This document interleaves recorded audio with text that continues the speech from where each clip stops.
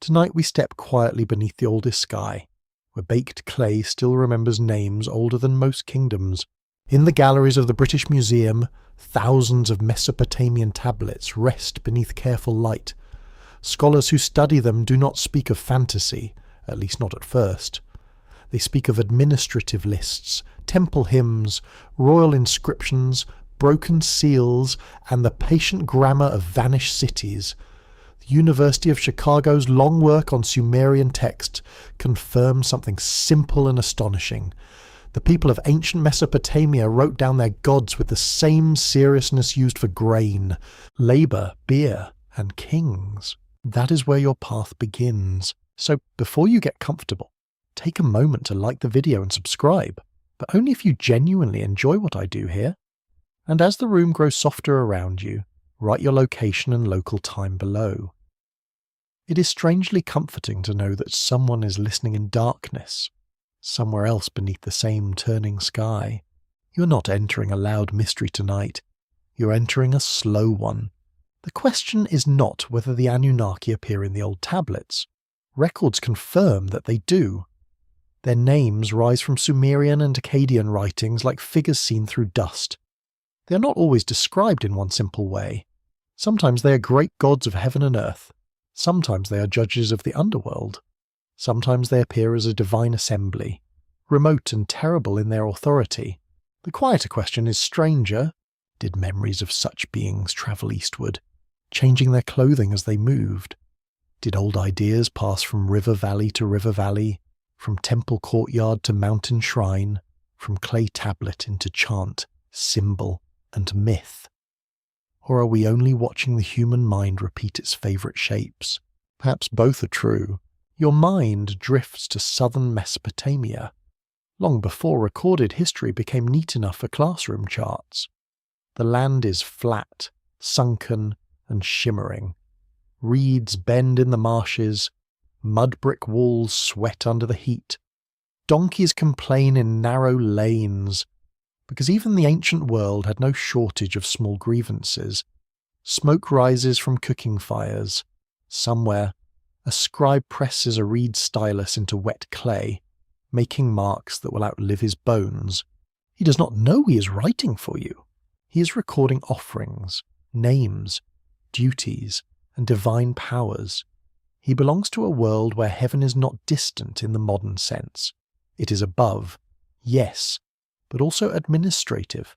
It has ranks, commands, messengers, decrees, and obligations. The gods do not merely glow in the sky, they organize reality. That detail matters. A mainstream historical fact sits firmly beneath tonight's story. Ancient Mesopotamia gave the world some of the earliest known writing systems, and its tablets preserve religious traditions from more than 4,000 years ago. Researchers at major museums and universities continue to translate these records, piece by piece. They find no single secret manual explaining everything. They find fragments, repetitions, revisions, and deeply human attempts to describe the unseen. Still, fragments can trouble the sleep. The Anunnaki are not presented as gentle bedtime visitors. They belong to a cosmic structure where humans serve. Kings rule by divine favour, and the world has layers. Above are heavens, below are depths. Between them is the human plane, full of hunger, work, fear, and ritual. It is a strangely practical universe, almost bureaucratic. Even creation seems to require management. You can almost smell it now. Warm dust, river mud, date syrup, bitumen sealing a basket. The sour edge of sweat near a temple stair. A goat bleats somewhere with absolutely no respect for cosmic mysteries. The priest ignores it. The scribe continues. The goddess must receive her portion. The god must be praised. The king must be named. The workers must carry bricks before the sun becomes cruel. And somewhere behind this ordinary world, the Anunnaki wait. A quirky fringe tidbit often appears in modern retellings. Some writers claim the Anunnaki were ancient visitors from another planet, remembered as gods by early humans. That idea is not accepted by mainstream Assyriologists, who read the tablets as religious and political literature from ancient societies. Yet the tidbit persists because it answers a hunger modern people still carry. It gives the gods a body, it gives heaven a vehicle, it turns myth into hardware. A little too convenient, perhaps, but dismissing everything too quickly can also be lazy. Not because every fringe claim deserves belief, but because myths are rarely empty.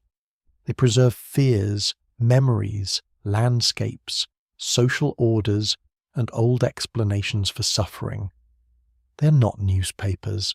They are not laboratory reports. They are older and slipperier than both. Here the open scholarly debate begins to breathe. Some historians argue that similarities between distant myths come from cultural contact, especially through trade and empire.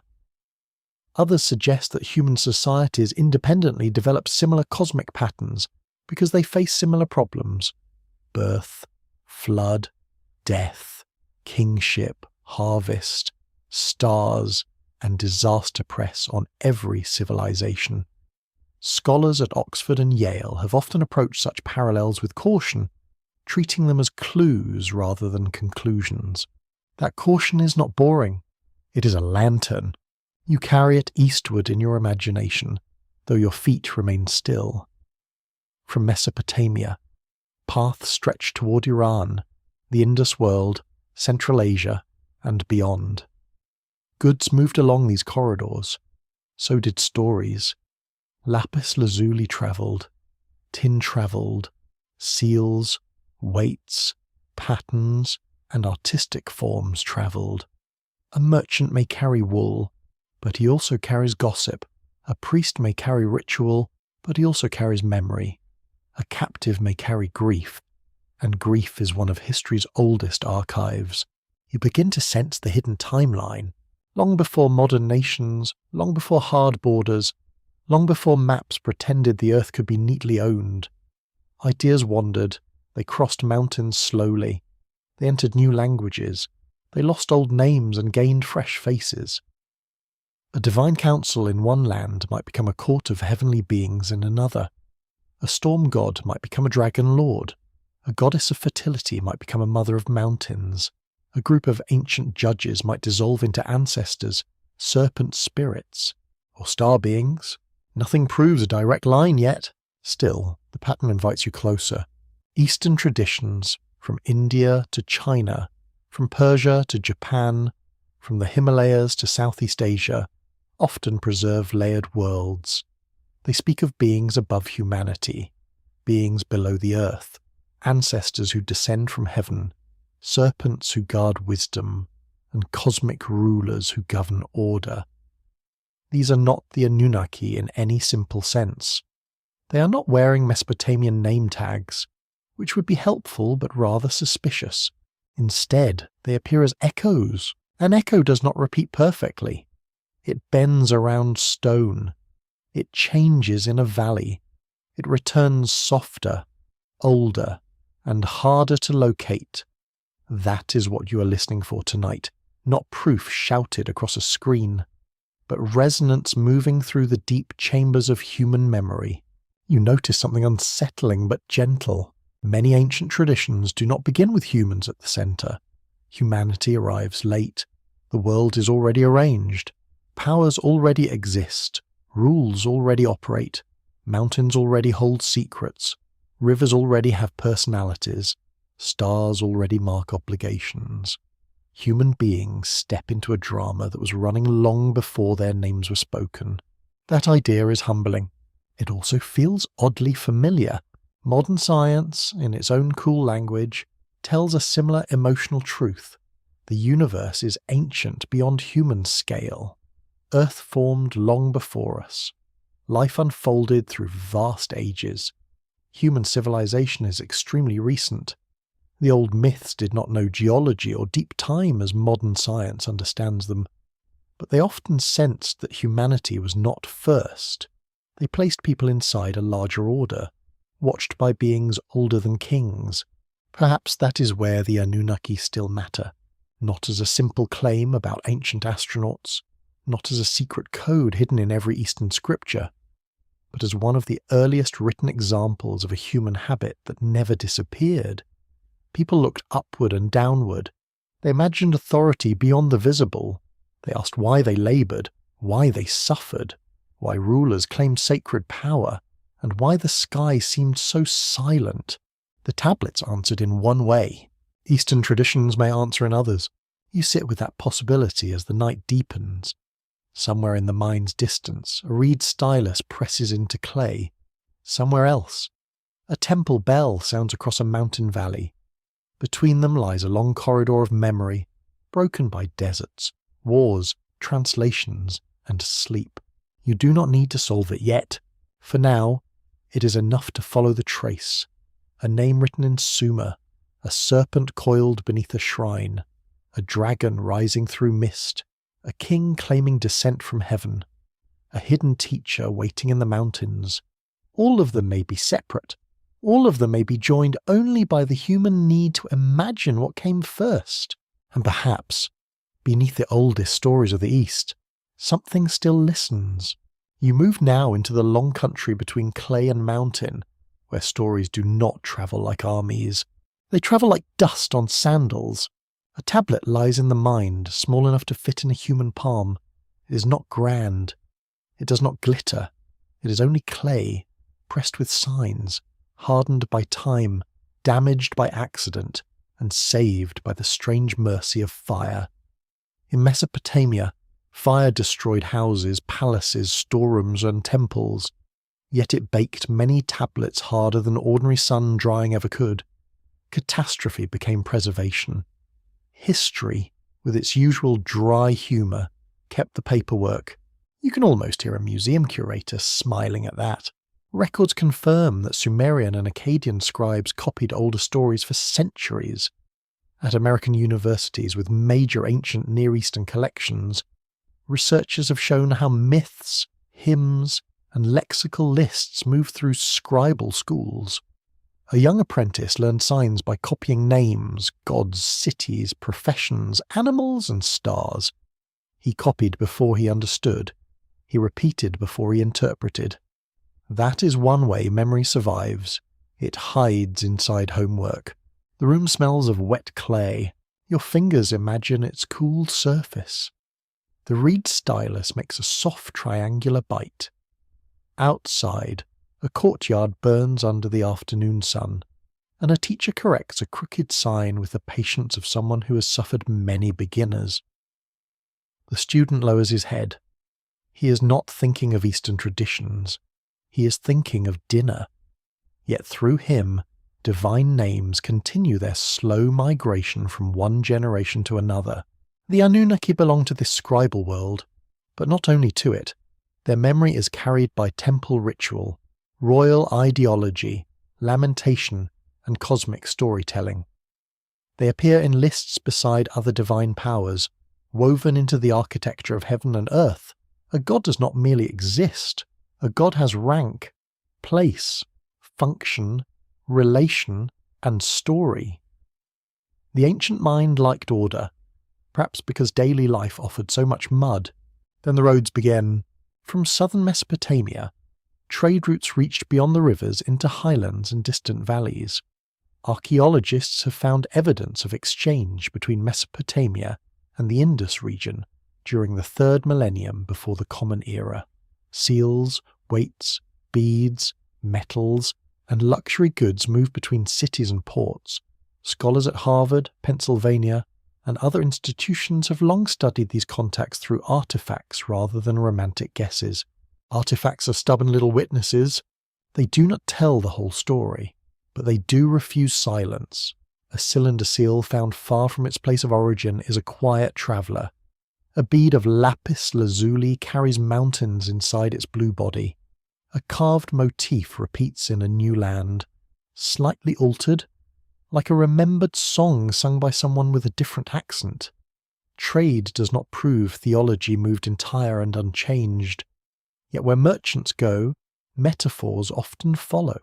This is where the hidden timeline begins to widen. Long before recorded history in many eastern regions became dense and continuous. There were corridors of contact.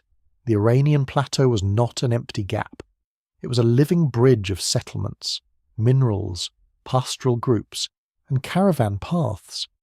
Beyond it, lands open toward the Indus cities, where baked brick platforms, drainage systems, weights, and seals suggest a complex urban world. Their writing remains undeciphered, which is honestly rude of them. A small pause.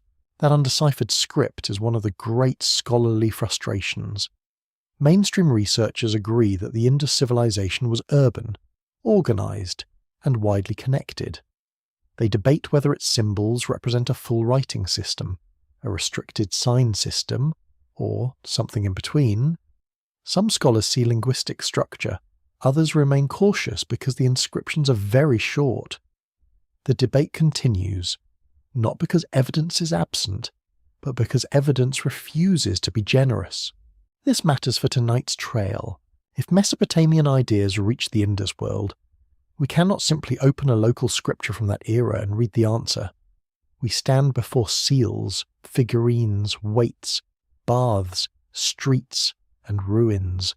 We see hints of ritual, authority, and symbolism.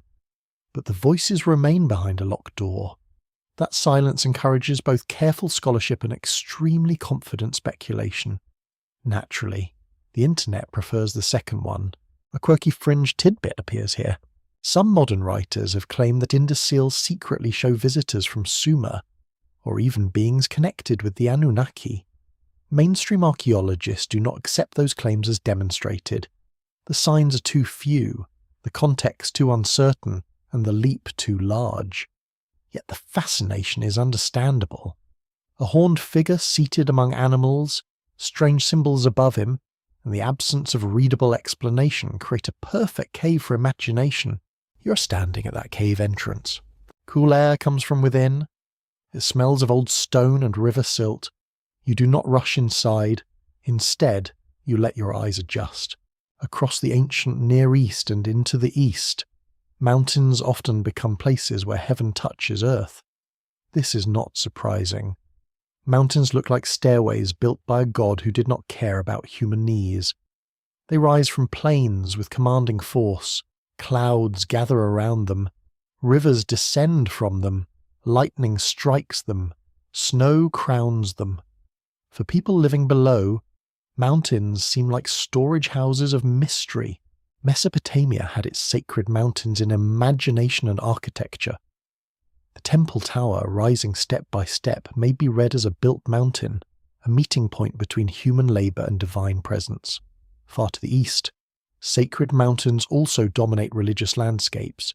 India, China, Tibet, Japan, and Southeast Asia.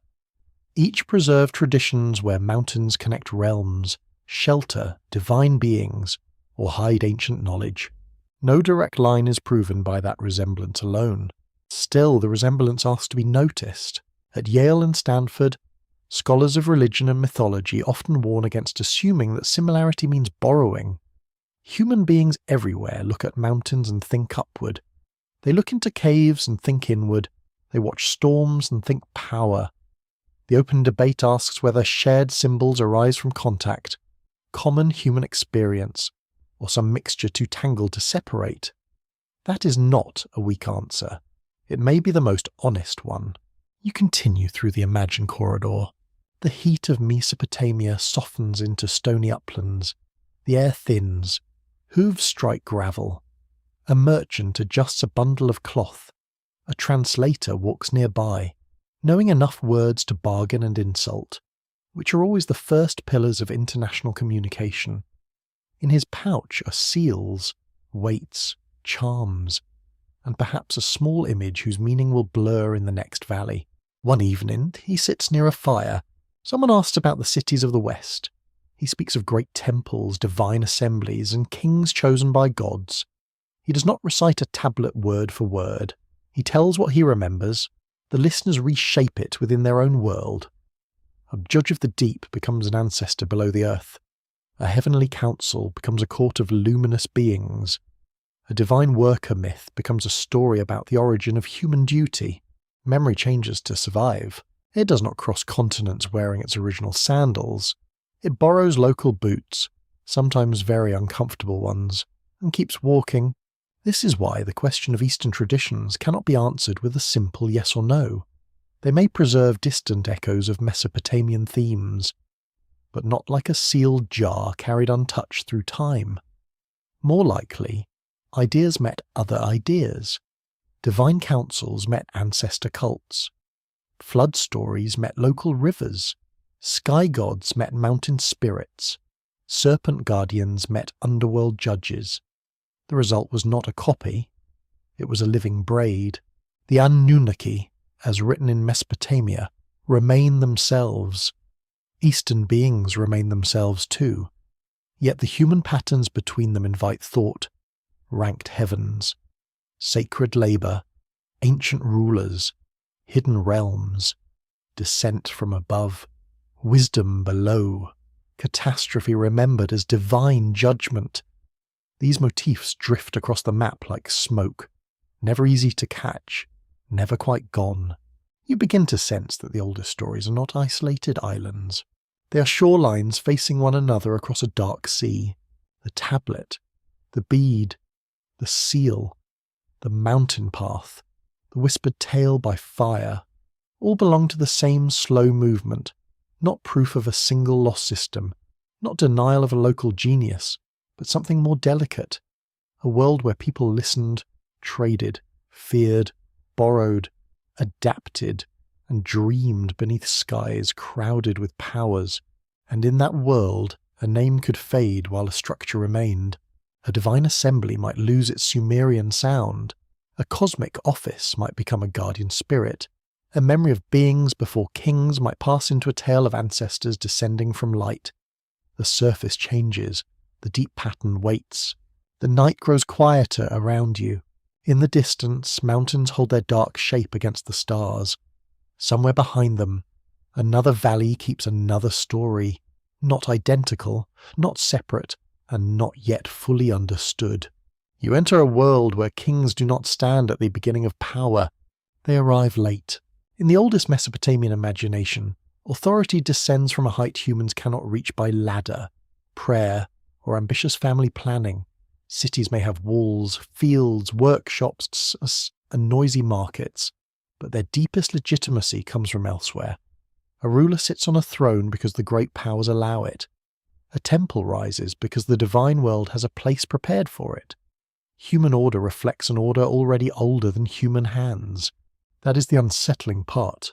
The Sumerian king list, preserved in later copies, gives us one of the strangest royal memories of the ancient world. Scholars at institutions such as Oxford and the University of California have studied the text as both history and ideology. Its opening claim is clear in meaning. Even when its purpose remains debated, kingship is said to have descended from heaven. Then the first cities receive rulers whose reigns stretch into impossible spans. Thousands of years pass beneath single names. No modern historian accepts those early reign lengths as ordinary biography. They are not neat court records in the way a tax receipt might be. They are memory shaped into sacred structure. The list gives kingship a cosmic origin, then arranges cities into a sequence of chosen centres. It tells listeners that power does not merely happen. Power is granted, withdrawn, moved, and remembered. You feel the weight of that idea. A hot wind crosses a city wall at dusk. The last light touches baked bricks until they glow like dull copper. Below, a gatekeeper leans on his staff, pretending not to be tired. Inside the palace, scribes prepare royal names. Inside the temple, priests handle offerings with practiced care. Each person has a task. Each task belongs to a pattern. Even the king is not free from the pattern. He is large, but not first. Above him stand gods. Behind those gods stand older arrangements, older stories, older decrees. The Anunnaki belong to this atmosphere of layered authority. They are not merely characters wandering through mythic scenery. They help represent the older order itself, a divine assembly whose decisions matter for heaven, earth, and the land of the dead. Their presence suggests that human politics mirrors a cosmic council, That image travels well. Across Eastern traditions, you find rulers who claim heavenly mandate, divine ancestry, or approval from beings older than the dynasty. In China, the mandate of heaven becomes a powerful idea of moral kingship. In India, royal authority often interacts with cosmic order, ritual duty, and divine favour. In Japan, imperial descent is framed through heavenly lineage. Each tradition has its own history, language, and sacred landscape. They must not be folded carelessly into Mesopotamia. Still, the pattern is striking. Human rulers often explain themselves by pointing upward, backward, or both. They do not simply say, "I have soldiers, therefore obey me." They say the sky agrees. They say ancestors approve. They say the world is built this way.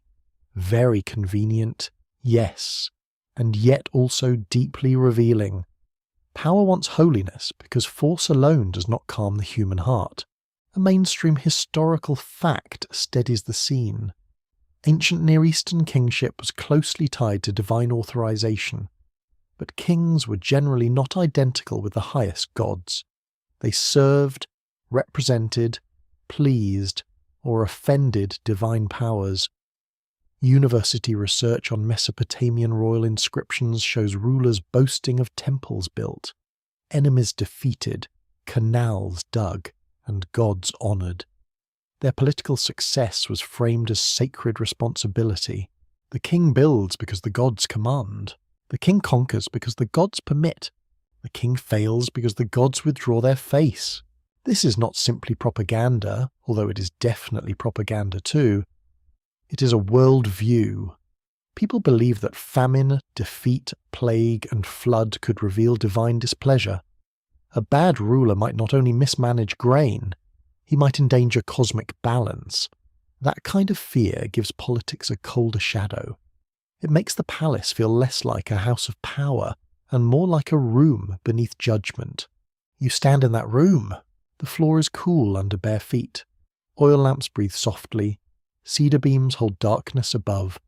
A bronze bowl catches the light. Somewhere beyond the wall, a singer practices a hymn, repeating the same line until meaning loosens and sound becomes devotion. The king sits still while a priest speaks. No one in the room jokes, which is how you know something expensive is happening. Then the strange early rulers appear.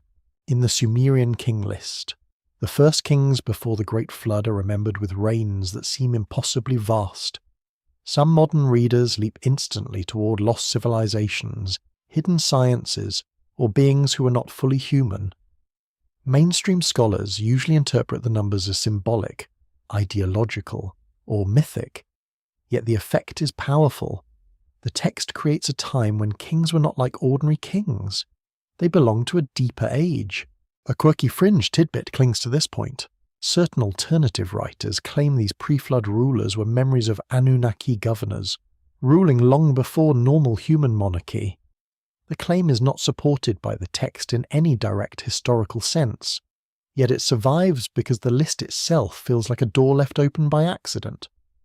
When a document begins with heaven and then offers reigns beyond human life, imagination does not remain quietly seated, it wanders. The open scholarly debate is more careful and more interesting. Some researchers view such king lists as tools for political unity, designed to weave rival cities into one sacred sequence. Others emphasize their mythic dimension, seeing them as reflections on time, legitimacy, and divine order. Comparative historians ask whether similar traditions of primordial rulers in Eastern cultures arise through contact, shared social needs, or independent myth-making. The answer resists capture. India preserves cycles of ages and ancient rulers whose lives unfold across cosmic time. China remembers sage kings, culture heroes, and semi-divine founders who teach agriculture, writing, medicine, or moral order. Southeast Asian royal traditions often root kingship in divine descent, serpent alliances, or sacred mountains. Japan speaks of heavenly descent shaping earthly rule. None of these are simply Anunnaki stories wearing different robes. That would be too easy. And history dislikes easy answers almost as much as archaeologists dislike looters. Yet all preserve one haunting structure.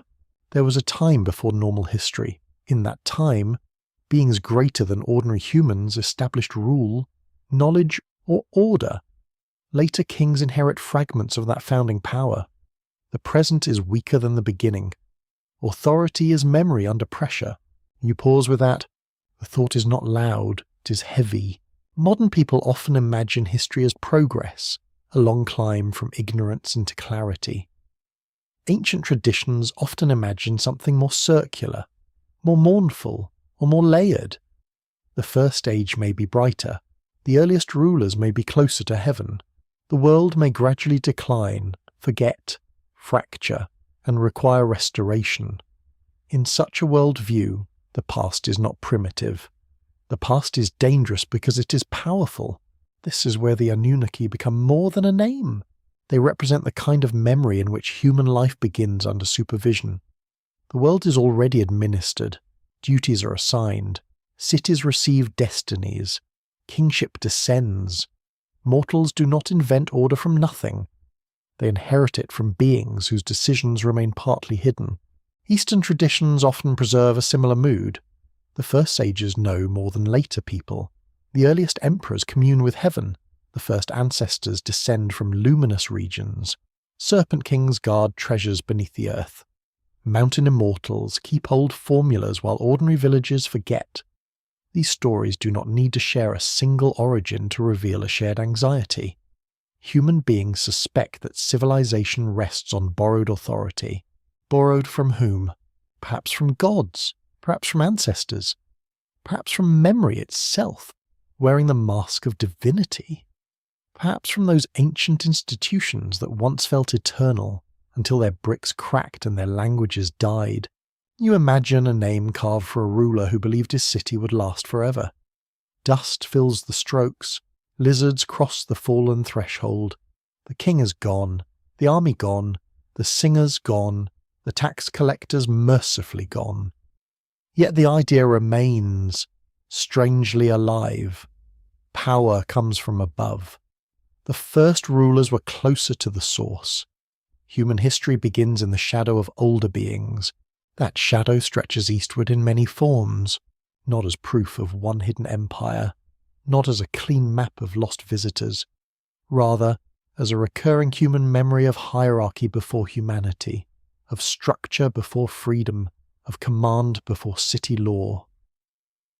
The Anunnaki stand among the earliest written witnesses to that memory, solemn and difficult, seated beyond ordinary time. You listen carefully. Behind every throne, another throne seems to wait. Behind every king, an older authority leans in silence. And behind that silence, perhaps, the human mind keeps asking who ruled the world before humans learn to rule each other. You follow the rivers now, because rivers are older storytellers than scribes. They do not keep tablets, they keep movement. Across the ancient world, water joins what mountains separate. The Euphrates and Tigris do not merely feed fields and turn marsh reed silver. They pull people into motion. Fishermen, traders, pilgrims, soldiers, refugees, and officials all move along their banks. Boats carry jars or wool, timber, grain, stone, metal, and stories that have already changed 3 times before sunset. That is how memory travels best, not as a perfect recitation, not as a sacred script preserved without alteration. It travels through bargaining, marriage, exile, ritual, and rumour. It travels when a servant hears a temple hymn and later sings only the part he remembers. It travels when a merchant describes a foreign god badly, but with great confidence. It travels when a frightened child hears of divine judges below the earth, then grows old and tells the tale beside another river. The names may vanish, the shape may remain. Mainstream archaeology confirms that Mesopotamia was never isolated. Its cities stood within wide networks of exchange linking the Gulf, Iran, Anatolia, the Levant, and lands farther east. Researchers at the University of Pennsylvania and Chicago have studied material evidence for these connections. including seals, metals, stones, and administrative objects. Trade did not require everyone to share a religion, but contact created opportunities for symbols to cross borders quietly. A riverbank at dawn holds the scene. Mist rises low over brown water. A boat creaks against its rope. The smell of fish, wet reeds, and stale beer gathers near the landing. A donkey shakes its ears with philosophical disappointment. Men lift baskets while a woman counts jars with a sharp eye. Somewhere nearby, a traveller carries a charm from one city to another, not because he understands its theology, but because someone told him it works. That is often enough. Religious ideas rarely need full explanation to survive. A sign of protection can travel without a myth.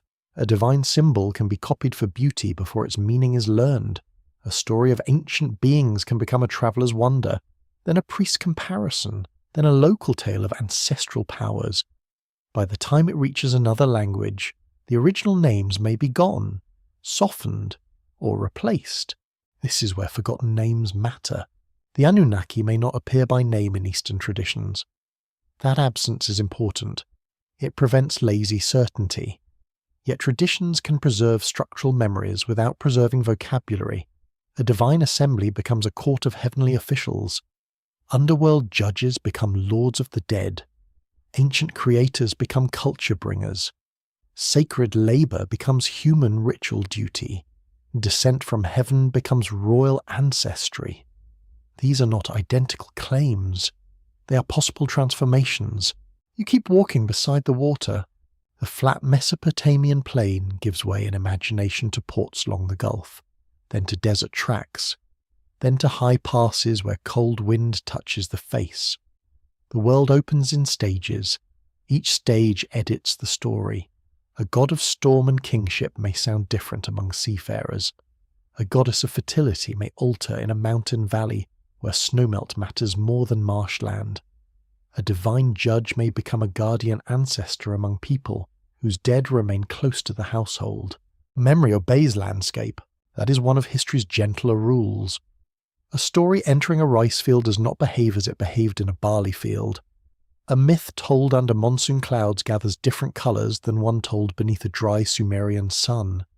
The same idea of beings before humanity can become a serpent beneath water, a dragon in cloud, a sage on a peak, or a starry official keeping records of human deeds.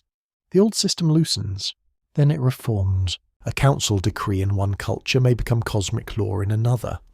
A temple archive may become oral genealogy. A divine name may become a title, then a quality, then a place.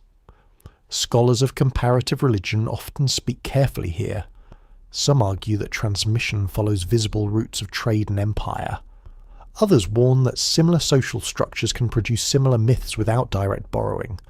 Still others see a layered answer, where contact and independent imagination work together. This debate remains open. It should remain open. A quirky fringe tidbit appears wherever roots become mysterious. Some enthusiasts imagine a single secret brotherhood carrying Anunnaki knowledge from Sumer into every Eastern civilization. It is a tempting picture, very tidy, and therefore suspicious. Real history is usually less like a hidden master plan and more like a crowded market after rain. People shout, forget, mishear, steal, adapt, exaggerate, and somehow create civilization anyway. Yet even untidy movement can preserve deep patterns. Consider the sacred direction east. In many ancient minds, the east is not just geography, it is sunrise, renewal, lost origin, and the return of light. Mesopotamian eyes watch the sun rise over lands beyond their immediate world.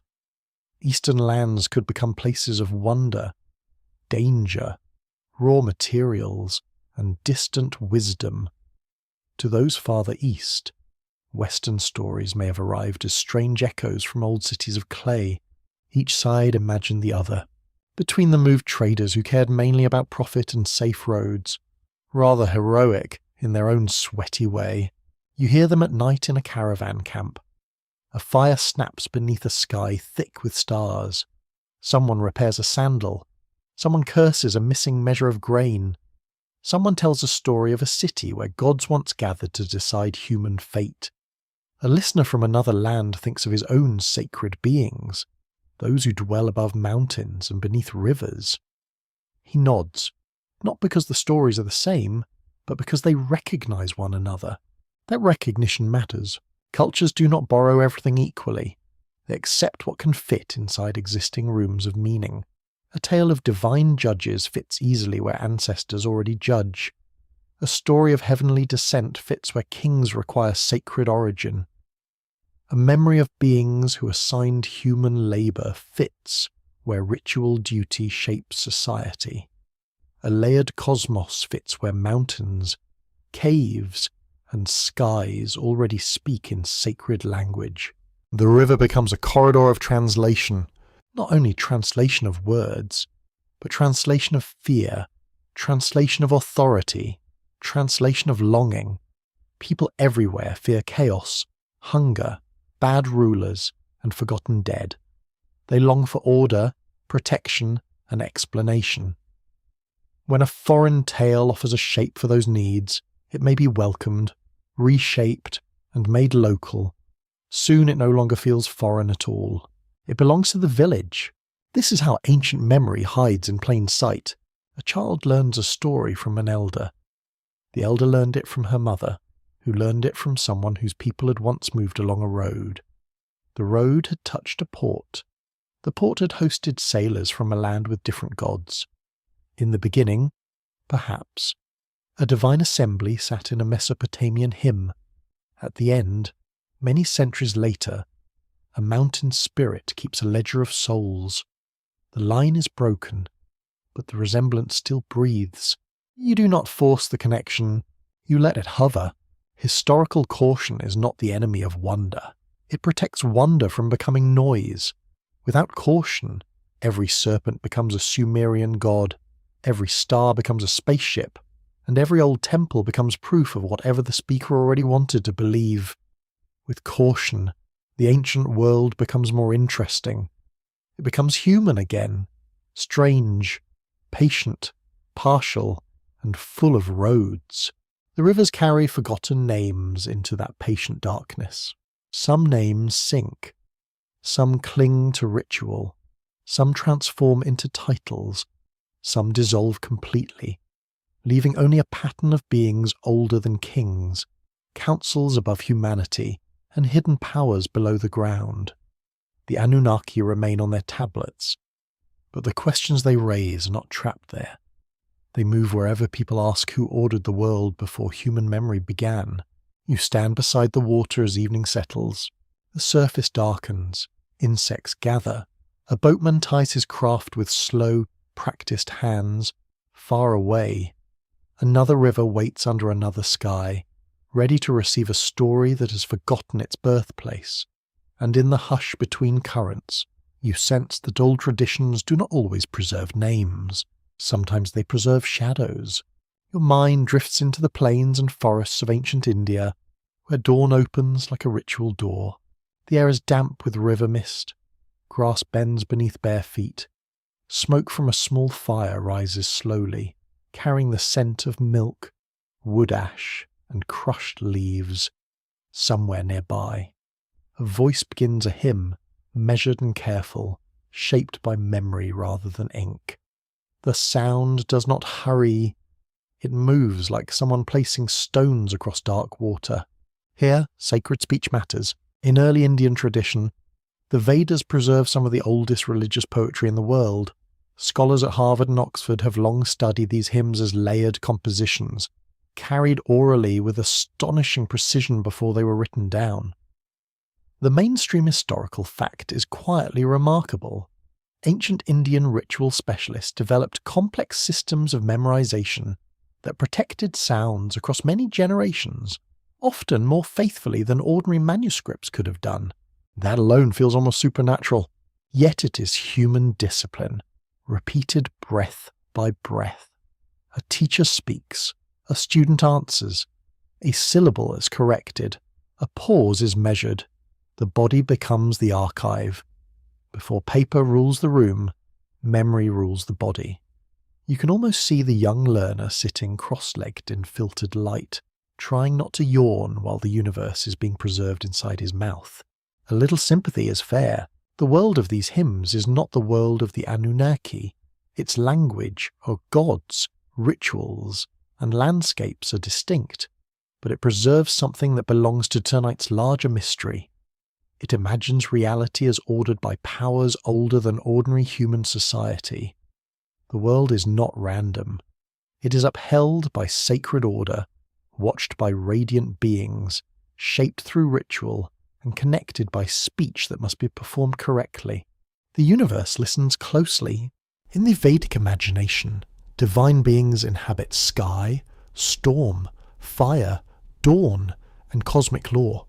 They do not merely decorate nature, they organize human relationship with it.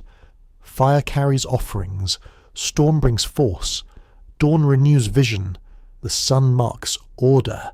Priests, patrons, and singers stand between human need and divine response. There is a system, and human beings must learn how to participate in it. This pattern feels distant from Mesopotamian temples, yet not entirely alien. The old Near Eastern world imagined gods assigning roles, judging, granting kingship, and receiving offerings. Early Indian ritual worlds also imagine humans living within an ordered exchange with powers beyond sight. The resemblance does not prove a shared origin.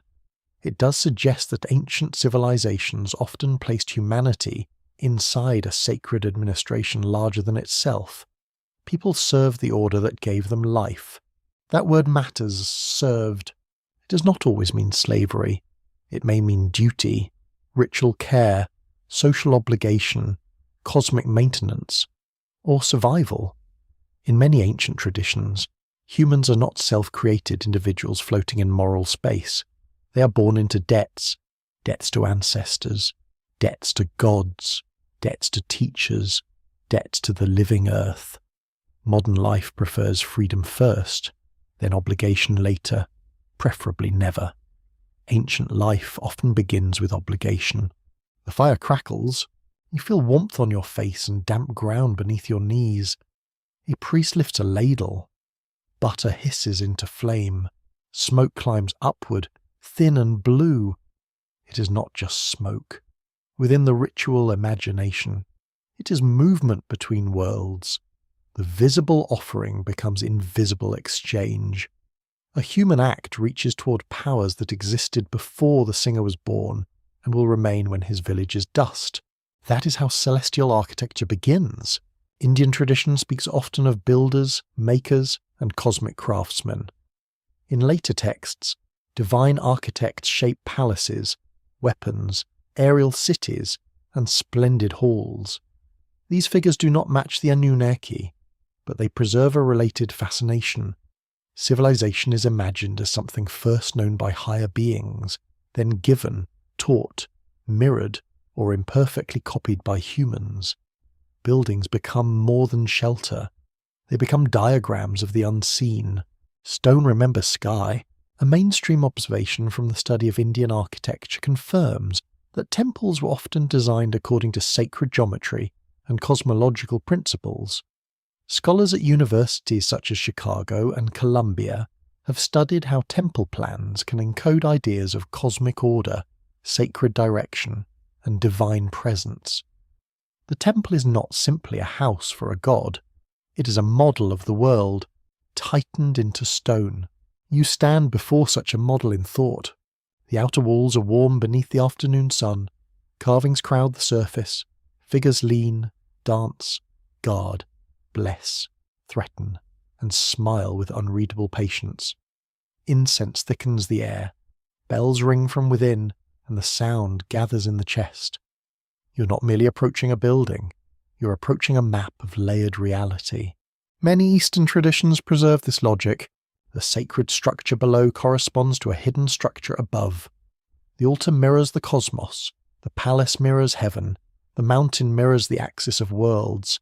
The king mirrors divine order. The body mirrors the universe. Every part may speak to every other part, which is beautiful, and also very inconvenient if you only wanted a simple doorway. The quirky fringe tidbit enters through that doorway. Some modern interpreters claim that ancient Indian texts describe flying machines, advanced weapons, and lost technologies inherited from being similar to the Anunnaki. Mainstream historians of Sanskrit literature treat these claims with caution. They usually understand such passages as poetic, ritual, royal, or mythic imagination rather than technical manuals. Still, the imagery of shining vehicles, sky cities, and divine craftsmen keeps attracting modern fascination. One understands the temptation. Aerial palaces sound suspiciously modern when described through eager eyes. Celestial weapons sound like machines when stripped from their literary setting. Yet ancient poetry often magnifies power through impossible images. A king does not merely ride, he blazes. A god does not merely arrive, he crosses the worlds. A weapon does not merely strike, it rearranges fear itself. The open scholarly debate remains delicate.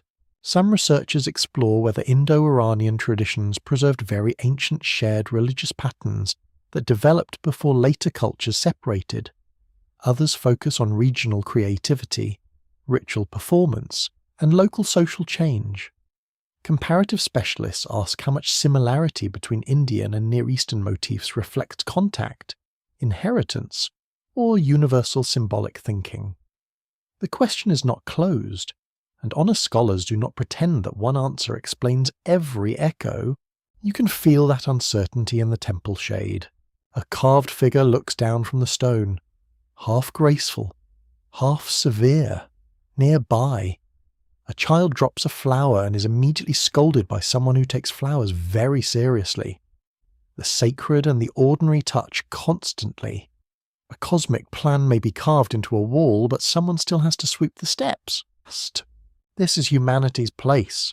In stories of higher beings, humans often become workers, worshippers, witnesses, students, or maintainers of order.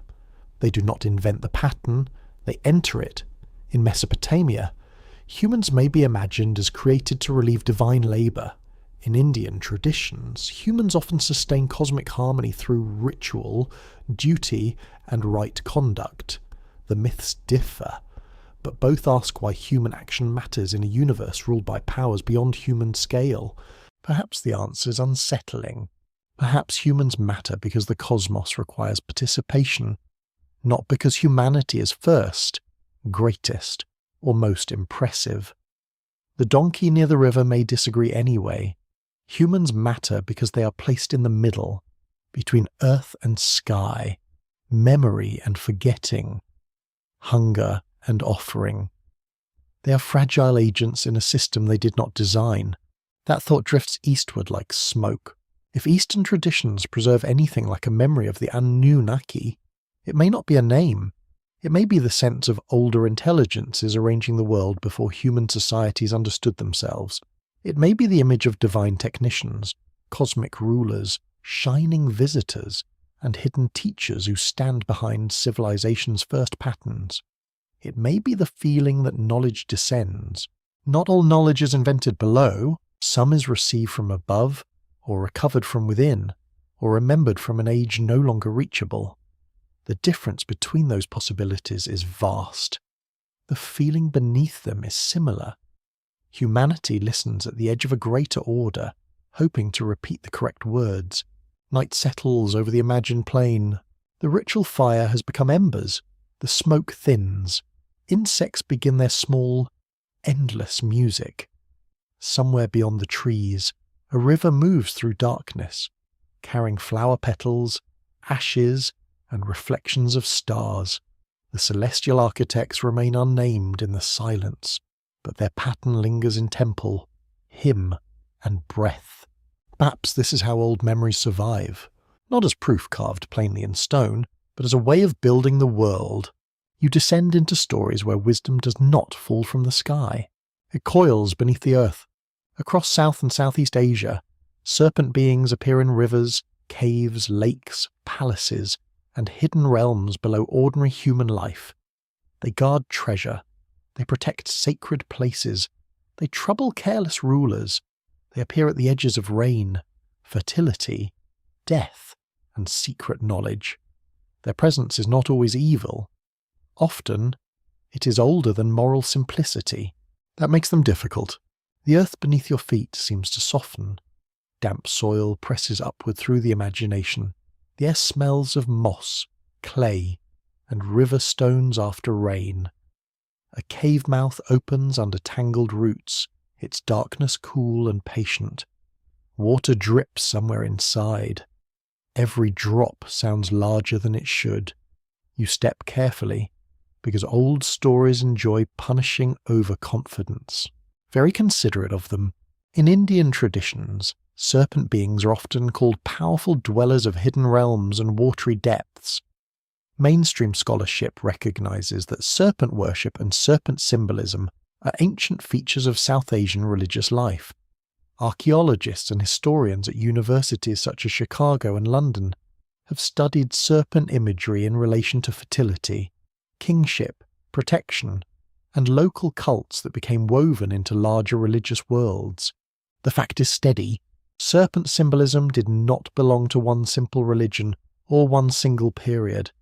It moved through villages, courts, temples, and epic literature. It could be local and cosmic at the same time. A serpent might protect a spring, appear in a royal genealogy, guard a treasure beneath the ground, or shelter a holy figure beneath its hood. The image changes, yet the depth remains.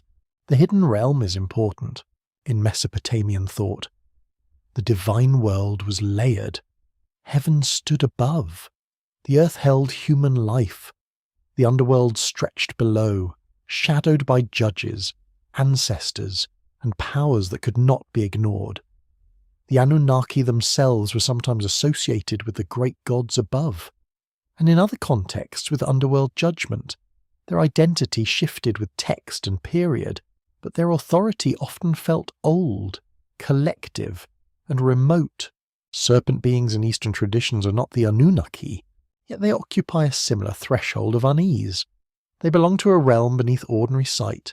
They hold knowledge or power humans want but cannot easily control. They interact with kings, sages, and sacred places. They remind people that the world below the visible world is not empty. It is inhabited, ranked, and watchful. You feel that watchfulness. A village pond lies still in the late afternoon. Lotus leaves spread across the surface. A woman leaves milk near a stone serpent image under a tree. The offering is simple, almost domestic. No thunder answers, no doorway opens. Yet the gesture says something profound. Beneath farming, marriage, childbirth, and monsoon worry, there is an older relationship with forces in water and earth. The serpent receives, human beings us. This pattern appears across much of Southeast Asia as well. In Cambodia, Thailand, Laos, Myanmar, and parts of Indonesia, serpent and dragon-like beings guard temples, rivers, bridges, and royal myths. Stone balustrades may take the form of long bodies and raised heads. A temple stair becomes a cosmic crossing. A bridge is not merely architecture. It is a passage between human space and sacred power. Researchers who study Angkor and related temple cultures have shown that water management, kingship, and sacred geography were deeply connected. Reservoirs, canals, temple mountains, and serpent imagery helped express royal order within a cosmic landscape. The mainstream fact is not mysterious, but it is magnificent. Ancient Southeast Asian kingdoms built religious landscapes that combined engineering, ritual, and myth. Water had politics. So did serpents. A ruler who claimed alliance with serpent beings did more than tell a pretty story. He rooted authority in the land itself, in rivers, fertility, and powers older than the court.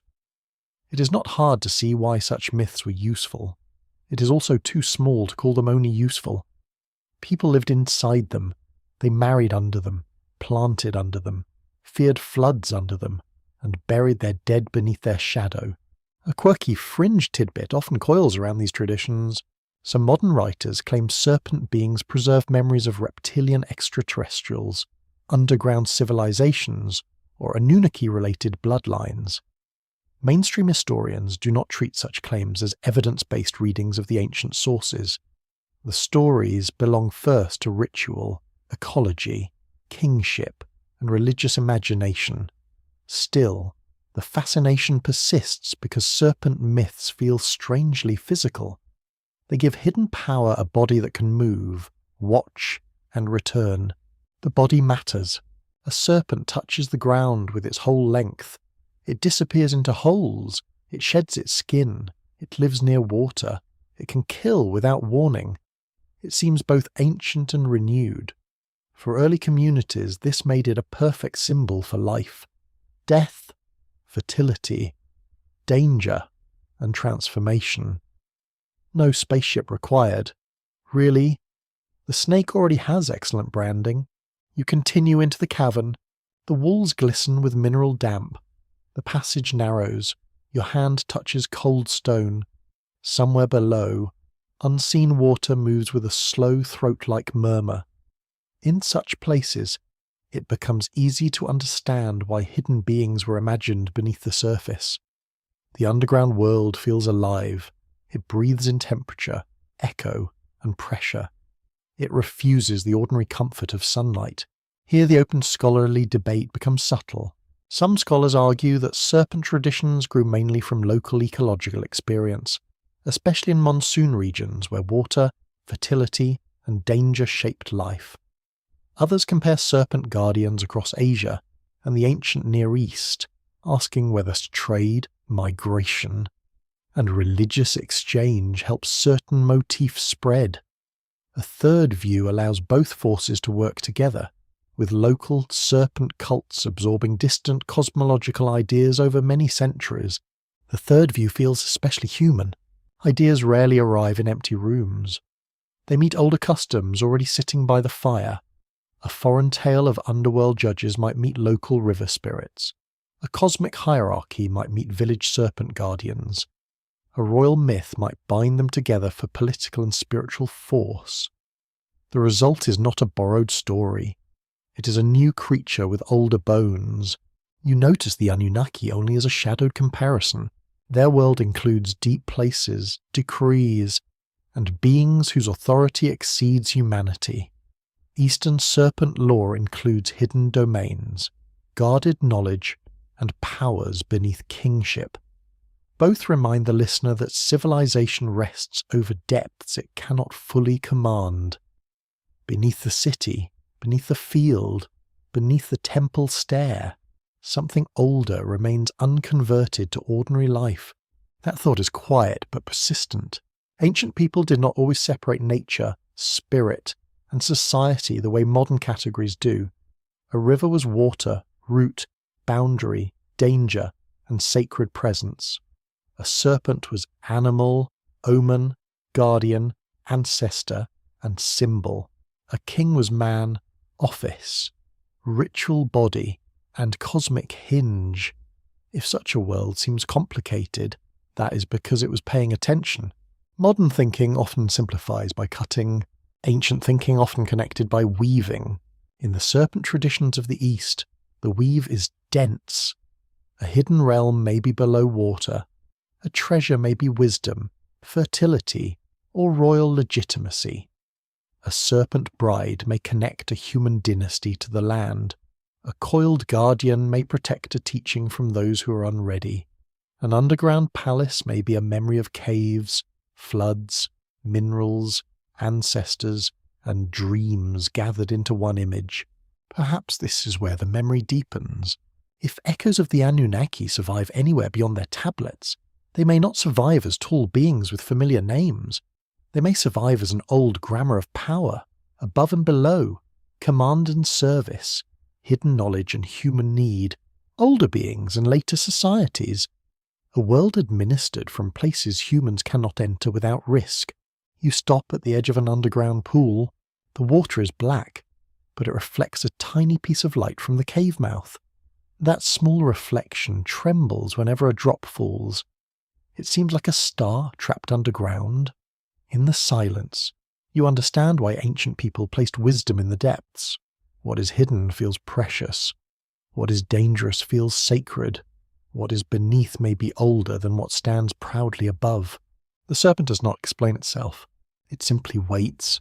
And perhaps, in the oldest Eastern stories of coils, caves, rivers, and jeweled realms below the soil, you're hearing one more human attempt to remember that the world was never only ours. For a moment, it feels as though the mist itself has grown scales. You're standing beside an ancient river in China, where reeds whisper at the edge of dark water, and mountains rise like sleeping animals beyond the fields. The air carries the scent of rain, wet earth, millet, and wood smoke. Somewhere in the distance, a bronze bell gives a low sound that seems to travel through the ribs. The sky is pale, clouded, and watchful. Here, dragons do not merely frighten, they govern.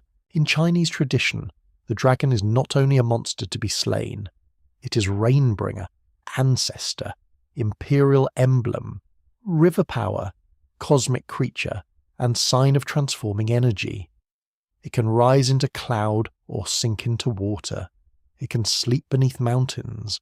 It can grant legitimacy to rulers or warn of disorder. It belongs to weather, kingship, and mystery, all at once. That combination matters. Mainstream archaeological research confirms that dragon-like imagery appears very early in Chinese material culture. Neolithic jade forms, later bronze designs, and ancient ritual objects show long-bodied, animal composite figures that scholars have connected with developing dragon symbolism. Researchers at Yale, Harvard, and other major institutions have studied how early Chinese ritual culture linked animal forms, ancestral power, and elite authority. The fact is not a secret. It is stranger than a secret. Long before the dragon became the polished imperial symbol known from later dynasties, forms of serpentine or composite creatures already occupied sacred imagination. They were not yet the familiar parade dragon of festivals. They were rougher, older, closer to soil, bone, jade, grave, and ritual. They belonged to a world where ancestors did not feel absent. They felt near, powerful, and hungry for proper attention. You step into that world carefully. A village rests near a bend in the river. Pigs root in damp ground. A child watches smoke rising from a cooking shed. Farmers look at the clouds with practical anxiety, because theology is interesting. But rain determines dinner. A ritual specialist studies the sky, the river level, and the bones prepared for divination. The living ask questions. The unseen is expected to answer, though not always politely. In early Chinese civilization, divination played a central role in royal decision-making. Oracle bones from the Shang dynasty preserve questions about warfare, harvests, childbirth, weather, illness, and ancestral approval. Universities and museums across the world have studied these inscriptions as some of the earliest secure evidence for Chinese writing. They reveal a court deeply concerned with communication between human rulers and invisible powers. This is another sacred administration, not Mesopotamian but resonant. Kings ask, ancestors respond, the heavens are watched, rituals are timed, offerings are made. Authority depends on alignment with forces beyond the visible court. The king is not merely a man with weapons and officials. He is a mediator standing between the living community and powers that shape weather, victory, fertility, and disaster. The old pattern breathes again. The Anunnaki, in their own distant world of clay tablets, belong to divine assemblies and cosmic authority. Chinese dragon ancestors and ancestral powers belong to a different tradition, with different language and development, yet both reveal how ancient societies imagined power as descending from, or negotiated with, non-human orders. The ruler is powerful because he speaks with powers older than him. He fails when that speech breaks. You hear the river moving. It sounds like silk dragged slowly over stone. Mist curls above the surface. A carp turns beneath the water, sending rings outward. For a sleepy moment, It is easy to imagine a scaled body below, immense and patient, listening to the village breathe. The dragon is not visible. It does not need to be. Its absence has authority. China's early culture heroes deepen the mystery. Figures such as Fu Xi, Nua, Shennong, and the Yellow Emperor appear in later traditions as founders of skills, order, medicine, agriculture, writing, or civilization. They are not historical people in the ordinary sense. They are remembered through layered myth, political interpretation, and cultural memory. Some are shown with serpent bodies or associated with cosmic creation, repair, and instruction. They stand at the edge of time. Mainstream scholars debate how these culture heroes developed from older local traditions, ritual practices, ancestral cults, and later philosophical or political storytelling. Some interpret them as mythic personifications of cultural achievements. Others see them as ancestors of clans or regions reshaped into universal founders. Comparative historians ask whether such figures resemble primordial sages in other civilizations, because societies everywhere need origin teachers. The debate remains alive. It cannot be solved by pointing at one carving and declaring victory. Ancient China left evidence rich enough to fascinate and fragmentary enough to frustrate. The early dragon is not a footnote saying, "Please compare me to Mesopotamia." The oracle bones do not politely list foreign influences for our convenience. History is rarely that helpful. It prefers to place the key under a sleeping tiger. A quirky fringe tidbit wanders in from modern speculation. Some writers claim Chinese dragons preserve memories of ancient sky visitors, or that culture heroes were misunderstood beings from a lost technological age. A few even connect them loosely with the Anunnaki, arguing that all dragon gods are memories of the same ancient rulers. Mainstream sinologists reject such sweeping claims, because the evidence points first to local ritual, ecology, ancestry, and political symbolism. Yet the appeal is understandable. A dragon rises into the sky, commands rain, guards treasure, and appears near emperors. It feels like power clothed in scales. It crosses categories modern people keep separate: animal and ancestor, weather and ruler, river and sky. That category-breaking quality invites large theories, some careful, some enthusiastic, and some wearing very dramatic hats. Still, caution does not empty the dragon. It deepens it. The dragon may preserve a memory of how people experienced the living environment. Floods came without mercy. Droughts cracked the earth. Rivers changed course and swallowed villages. Thunder rolled from mountains like the voice of a being too large to see. In such a world, imagining a dragon was not childish. It was a way to think with the land itself. The dragon is water with intention. It is weather with ancestry. It is kingship with teeth. You stand now near a bronze vessel in a dim ancestral hall. Its surface is dark, greened by time, and crowded with patterns. The eyes of old animal forms stare outward from the metal. Wine, grain, and blood once belonged to such ritual worlds, not as spectacle, but as communication. The vessel is a mouth between generations. The dead receive, the living ask, the ruler performs. A council may not sit in heaven exactly as in Sumerian imagination, but the structure feels familiar. Human action rises toward invisible authority. Invisible authority descends as blessing, warning, rain, or disaster. The cosmos has ranks. The living must behave as though watched. This is not proof of transmission from the Anunnaki, but it is a shared ancient grammar, and grammar can outlive vocabulary. Names change, images change. Clay becomes bronze. The divine assembly becomes ancestral court. Underworld judges become powerful dead. Sky beings become dragons crossing clouds. What remains is the conviction that civilization rests under supervision. The ordinary human world is not sovereign. It is permitted. That word is chilling. Permitted. The early Chinese ruler depends on the ancestors and heaven. The Mesopotamian ruler depends on the gods. Later, Eastern kings invoke mandates, lineages, omens, and ritual order. Everywhere, power seeks approval from beyond itself, because people know that bare human authority trembles easily. A drought can expose a king, a flood can ruin a dynasty, a comet can make even the proudest court whisper. Perhaps this is what Eastern dragon traditions preserve most deeply, not the Anunnaki as names, not a lost Sumerian message hidden intact in Chinese myth. Rather, a memory of the world as governed by elder powers, approached through ritual, seen in water, sky, and royal descent. The dragon becomes a living symbol of what cannot be separated: nature, ancestry, rule, danger, fertility, and cosmic order coiled together. The mist thickens again. You look across the river, and the opposite bank seems farther away than before. A heron lifts slowly from the reeds. The bronze bell has fallen silent.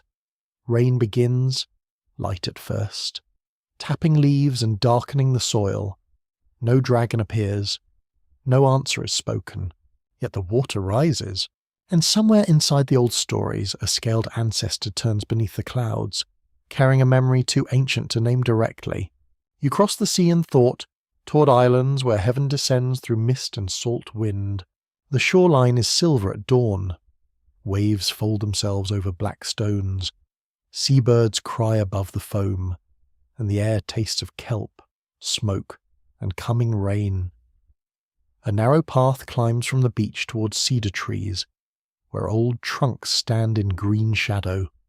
Their bark feels rough under the hand, and their crowns seem to hold back the sky. Here, arrival matters. Japanese traditions preserve stories of beings who descend from the heavenly realm to the earth. These are not memories that can be reduced to one origin or one meaning. They belong to court ritual, shrine practice, poetry, political legitimacy, and local sacred geography. Yet they carry a theme that feels very old. Power comes down from above, settles into a particular place, and becomes bound to human order. The descent is not casual. In the ancient chronicles of Japan, heavenly beings and divine ancestors shape the legitimacy of ruling lineages. The imperial house is linked through sacred genealogy to the sun goddess, whose presence stands at the heart of royal identity. Mainstream historians at institutions such as Columbia, Harvard, and Oxford study these texts as works of myth, politics, religion, and memory, compiled in the early 8th century from older traditions. That fact gives the story weight. It also gives it complexity. The chronicles are not simple windows into a prehistoric past. They are carefully shaped records, made in a courtly world that wanted order, ancestry, and authority to be understood in sacred terms. The texts gather older local myths and arrange them into a larger structure. That structure explains rule, land, ritual, and identity. It tells the listener that earthly power has a heavenly beginning. You hear the shrine bell. Its sound is light, then deep, then gone. A rope swings softly in the entrance space. Paper streamers stir in the wind. The scent of cedar, rain, and old wood gathers around you. No statue needs to stare. No thunder needs to speak. The place itself has presence, quiet and exact. In this world, the boundary between human and divine can be thin. A mountain may be sacred, a tree may be inhabited, a mirror may hold more than reflection, a sword may become a sign of rule, an island may remember a landing. The divine does not always arrive as an abstract idea. It touches objects, places, names, and bloodlines. It becomes local, specific, and guarded. This is where comparison must be careful. The Anunnaki belong to Mesopotamian divine assemblies and underworld or cosmic authority. Japanese heavenly descent traditions belong to a separate island world, with its own ritual and political development. No responsible scholar would simply rename Japanese deities as Anunnaki. That would flatten both traditions into a rather clumsy soup. Ancient cultures deserve better manners than that. Still, certain structures invite quiet attention. A heavenly realm precedes the human realm. Beings descend. Rulership becomes linked to that descent. Sacred objects preserve legitimacy. Human order is not imagined as invented from nothing, but received through a chain reaching into the unseen. That structure is not proof of a single source, yet it belongs to the same family of ancient questions. Who gave humans authority? Who first marked the land? Why should one lineage rule? In Japan, the answer unfolds through story, ritual, and place. A divine descendant comes down, not into a vague world, but into a landscape of islands, mountains, fields, and sea roads. The earth is not empty. It is full of local powers that must be pacified, joined, honoured, or woven into a wider order. Civilization begins not as conquest alone, but as negotiation with the sacred. That negotiation feels old. It resembles many ancient traditions where divine or semi-divine beings do not merely create humans, then vanish. They assign territories, establish rights, transmit symbols, and leave behind a world humans must maintain. The old powers become ancestors, not in a purely biological sense, but in a ritual and political one. The living inherit duties along with names. A quirky fringed tidbit floats near the shore. Modern enthusiasts sometimes connect Japanese stories of heavenly descent with visitors from the stars, especially when they read shining objects, sky realms, or mysterious arrivals in a technological way. Some point to the story of a strange woman arriving in a hollow vessel from the sea, preserved in later folklore, and imagine ancient contact beyond the earth. Mainstream folklorists treat such tales as symbolic, literary, or social storytelling rather than evidence of ancient machines. The tale still has charm. A beautiful stranger arrives in an unusual craft, carries a box, and cannot explain herself to the villagers. The villagers, being villagers, respond with confusion, curiosity, and probably several unhelpful opinions. The story belongs to a later folk tradition, not the ancient chronicles of royal descent, but it shows how Japanese imagination kept returning to mysterious arrival, not always from heaven, sometimes from the sea. Sea and sky can blur on an island. At the horizon, one becomes the other. A boat can seem to emerge from the sun path. A cloud bank can look like a country beyond water. For island communities, strangers arrive by sea the way omens arrive by sky. Both come from beyond the known boundary. Both require interpretation. Both may bring danger, wonder, or change. The open scholarly debate here concerns how Japanese myth took shape from layered sources. Some scholars emphasize the court's political project, especially the need to unify diverse local traditions under a sacred genealogy. Others examine older shrine cults, regional powers, and oral memories absorbed into official narratives. Comparative researchers ask how heavenly descent myths across Asia reflect contact, shared royal ideology, or independent solutions to the problem of legitimacy. The question remains gentle but difficult. You walk beneath cedar branches and feel droplets fall on your shoulders. The path is quiet except for the soft squeak of wet sandals on stone. A fox passes between roots and disappears with the self-importance of a minor official. The shrine ahead is plain, not extravagant. Its restraint makes it feel older than decoration. Inside such simplicity, memory thickens. A mirror may rest unseen, wrapped away from ordinary sight. Sacredness often grows stronger when hidden. The object does not need public display to matter. Its power lies partly in withdrawal, in being protected from casual eyes. That secrecy has a deep kinship with older traditions of hidden tablets. Sacred names, closed sanctuaries, and guarded teachings. Humans are allowed near, but not fully inside. The divine world grants signs, symbols, and ancestry, yet remains beyond possession. You may serve at the shrine, you may recite the names, you may bow before the object, but you do not own the source. This restraint separates sacred memory from ordinary property. It reminds the listener that ancient power is borrowed, not held outright. Here the memory of the Anunnaki becomes distant, but not absent. Not in names, not in geography, not in direct evidence. The echo lies in the shape of descent, the claim that earthly order begins with beings above ordinary humanity. In Mesopotamia, kingship descends from heaven. In Japanese royal myth, heavenly ancestry grounds political identity. In both worlds, humans stand downstream from a sacred origin they did not create. That word, downstream, suits the islands. Rain runs from cedar slopes. Streams enter rice fields. Rice fields feed households. Households maintain offerings. Offerings keep relationships alive. The heavenly descent becomes earthly labour. The story does not end in the clouds. It reaches hands, fields, storerooms, festivals, and court ceremonies. The divine beginning must be repeated through human action. Perhaps that is humanity's role, not to solve the mystery, but to keep the bridge from collapsing, to remember names, Polish mirrors, tend fires, rebuild shrines, harvest rice, carry offerings, and bow toward an origin no one can fully see. It is humble work.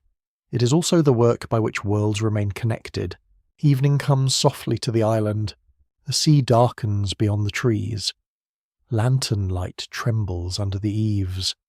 Somewhere, a distant drum sounds, slow enough to feel like a heartbeat. The heavenly visitors do not return in spectacle.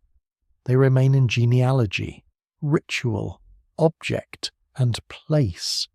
Their descent becomes a pattern of belonging, and perhaps, in these island memories of beings who come from above, you hear one more fragment of the oldest human question, carried not on clay, but on salt wind and cedar shadow. Your mind climbs where the air thins and ordinary speech begins to lose its confidence. The mountains rise in pale walls, snow gathers in silent folds along the upper ridges. Prayer flags snap and fade in the wind, their colours weathered by sun, frost, and time. The smell of juniper smoke drifts from a small hearth. It mixes with yak butter, cold stone, and wool warmed by the body. Here, knowledge hides well. In Tibetan and Himalayan traditions, sacred teaching is often imagined as something preserved in difficult places. Caves, sealed valleys, mountain hermitages, hidden manuscripts, and remote lineages all become vessels of memory.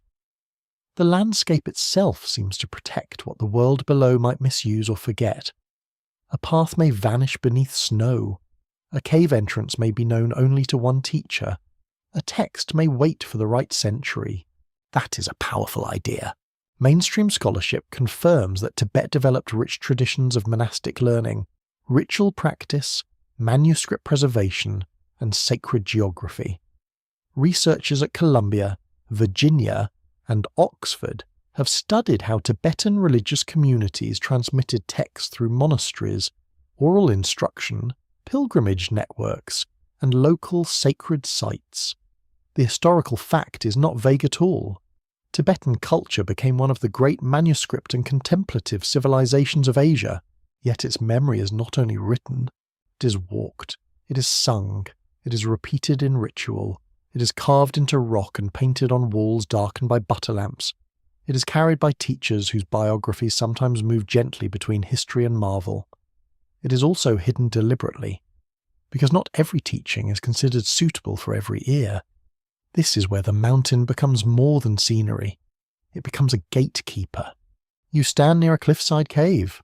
The entrance is low and black. Ice glitters near the edges.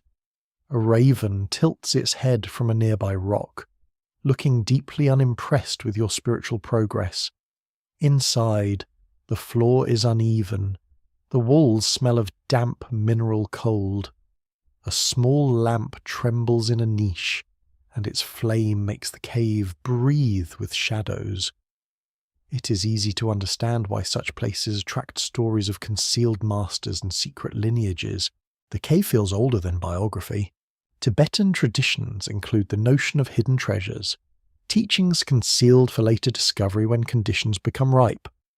Such traditions are treated by practitioners with reverence and by scholars as complex religious phenomena involving memory, authority, revelation, and institutional history.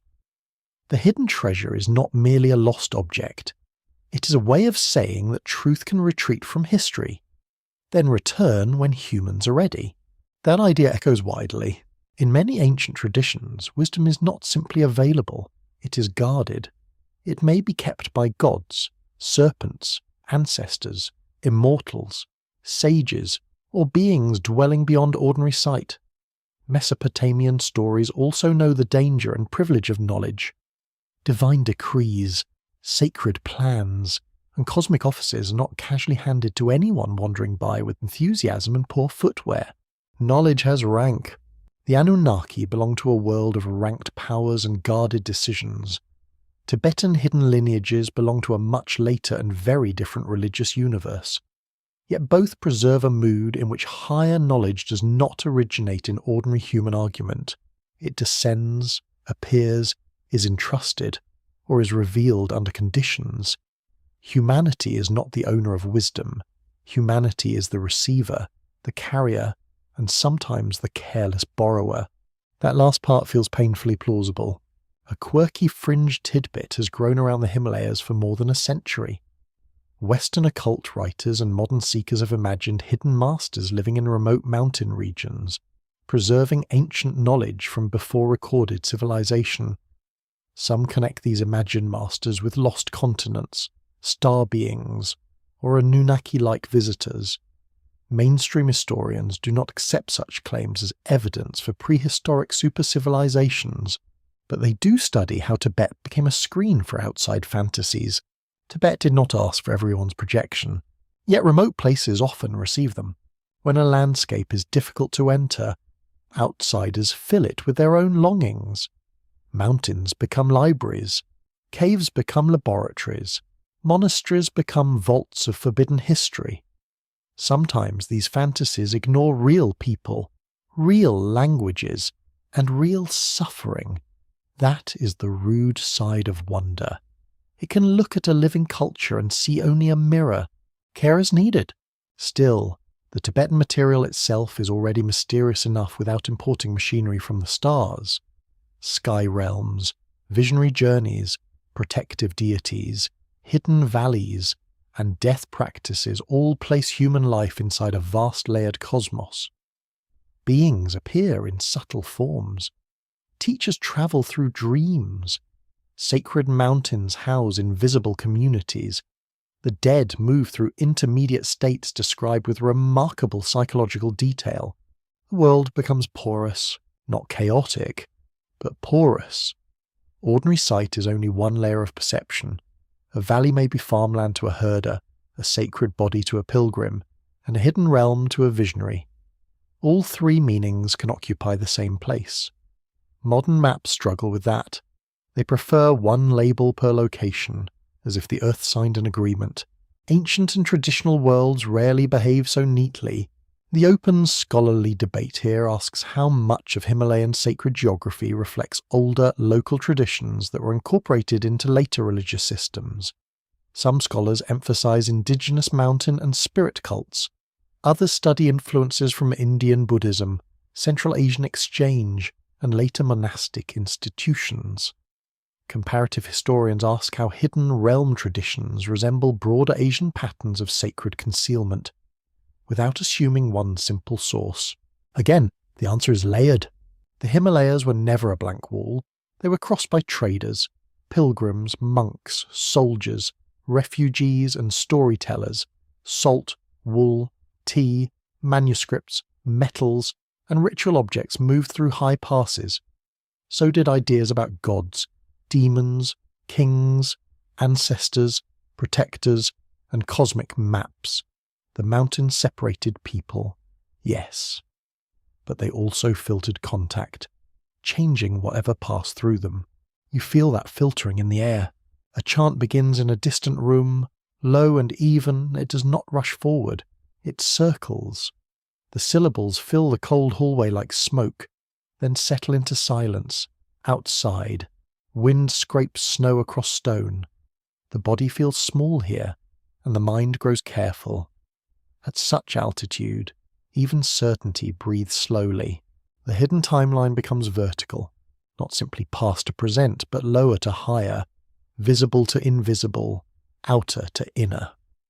The oldest memory may not lie behind you like a road. It may lie beneath perception, above ordinary thought, or inside a mountain that is also a sacred body. This is very different from Mesopotamian clay archives, yet it answers a similar human need. Where is the wisdom from the beginning kept? Perhaps not in the open, perhaps not for everyone. In the Anunnaki traditions, ancient powers belong to a cosmic order that predates human authority. In Tibetan hidden lineages, profound teachings may pre-exist their public revelation, waiting until the world can bear them. These ideas should not be confused, but they both resist the modern assumption that history is only what lies exposed. Some memories survive by being hidden. That sounds paradoxical. It is also true. Seeds survive underground. Manuscripts survive in sealed rooms. Rituals survive inside small communities. Old names survive under new titles. A myth may survive by changing its costume. A teaching may survive by disappearing from public view. Concealment is not always loss. Sometimes it is preservation with a locked door. You stand at that door in the mountain dark.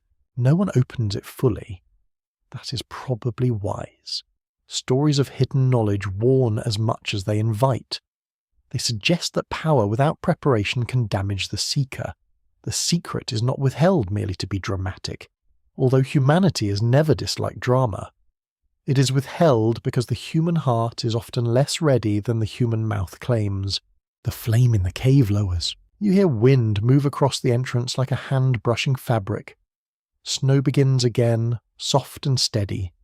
The mountain does not reveal whether it preserves memories of ancient beings, forgotten teachers, or simply the long patience of human devotion. It lets the question rest. And perhaps that is its teaching. Some traditions preserve memory by writing names in clay. Others preserve it by hiding teachings in stone, silence, and lineage. In the high places of the East, the old idea remains alive. Wisdom may come from beyond the ordinary human world, but it must be carried carefully, or it vanishes back into cloud. You turn toward Persia, where the horizon glows with a dry and watchful light.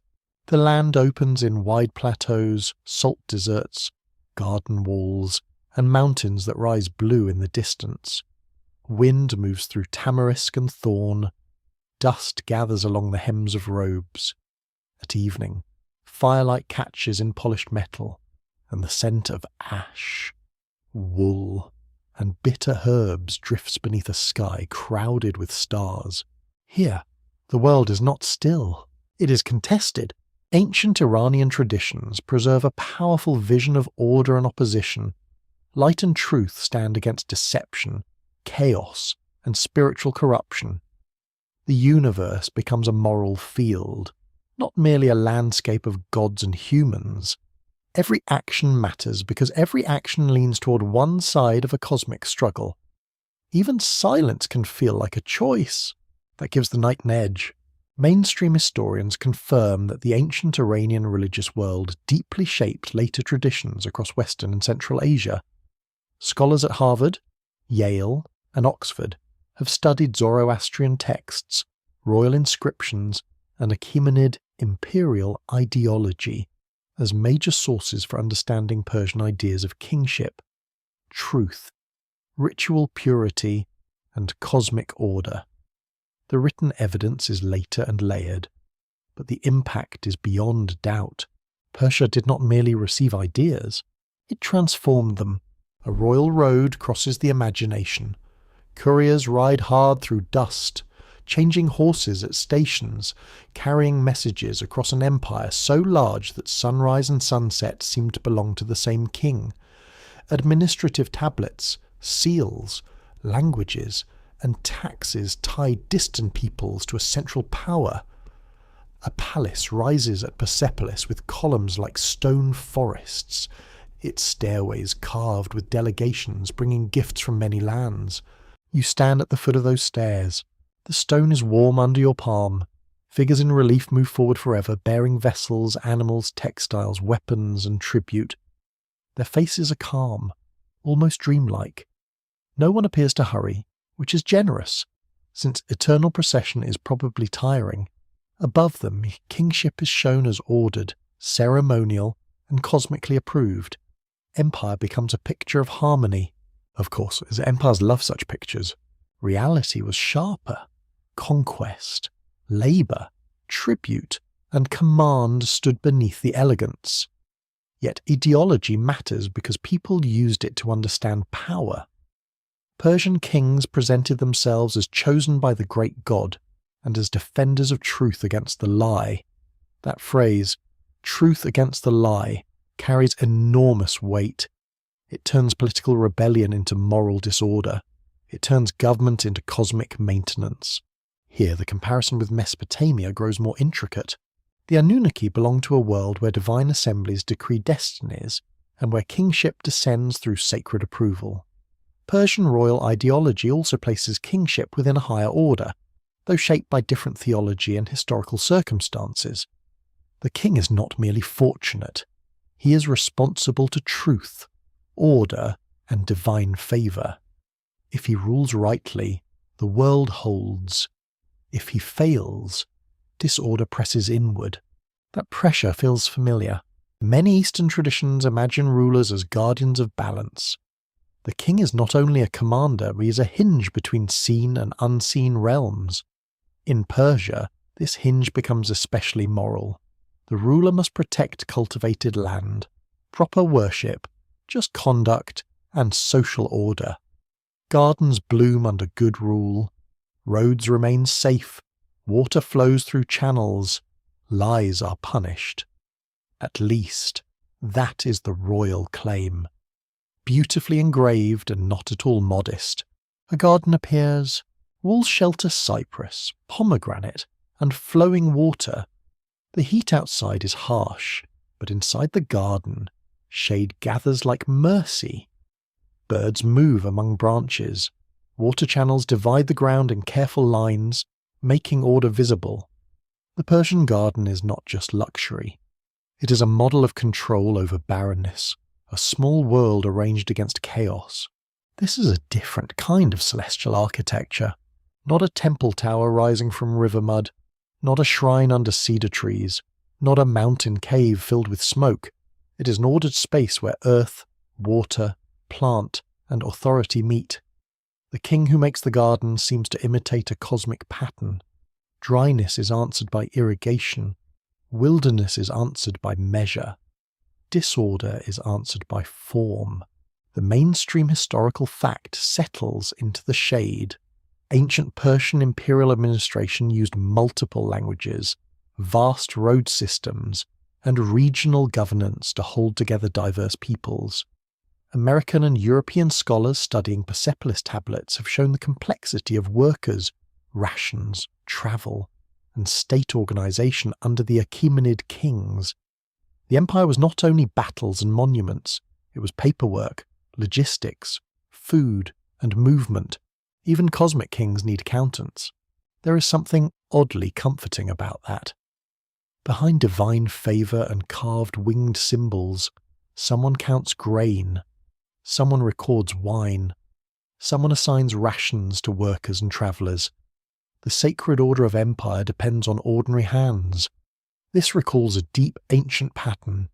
Humans maintain the system, whether through labour, ritual, obedience, or memory. The Anunnaki traditions place humans inside divine purpose. Persian imperial religion and administration place human conduct inside a moral and political order. The forms differ greatly, yet both imagine that human life is not random. It is accountable to powers beyond appetite and ambition. A quirky fringe tidbit slips in from modern imagination. Some alternative writers suggest Persian stories of shining beings, ancient kings, and cosmic conflict preserve memories of the Anunnaki moving eastward and becoming moralized under Iranian religion. Mainstream historians do not accept this as a demonstrated historical chain. Iranian traditions have their own Indo-Iranian roots, local developments, and complex textual history. Yet the idea attracts attention because Persia stood between Mesopotamia and many Eastern worlds. Geography tempts interpretation. Persia was a bridge, but not an empty one. It was alive with its own languages, gods, kings, and visions. Ideas crossing it did not pass unchanged like sealed jars on a shelf. They entered a furnace. They were tested, recast, and given new edges. A divine council might become a moral hierarchy. A cosmic decree might become the struggle between truth and falsehood. An ancient king might become a defender of light. The open scholarly debate remains careful. Some researchers emphasize the influence of Mesopotamian imperial models on Persian administration, symbolism, and court culture. Others stress Iranian religious originality and the deep roots of Zoroastrian thought.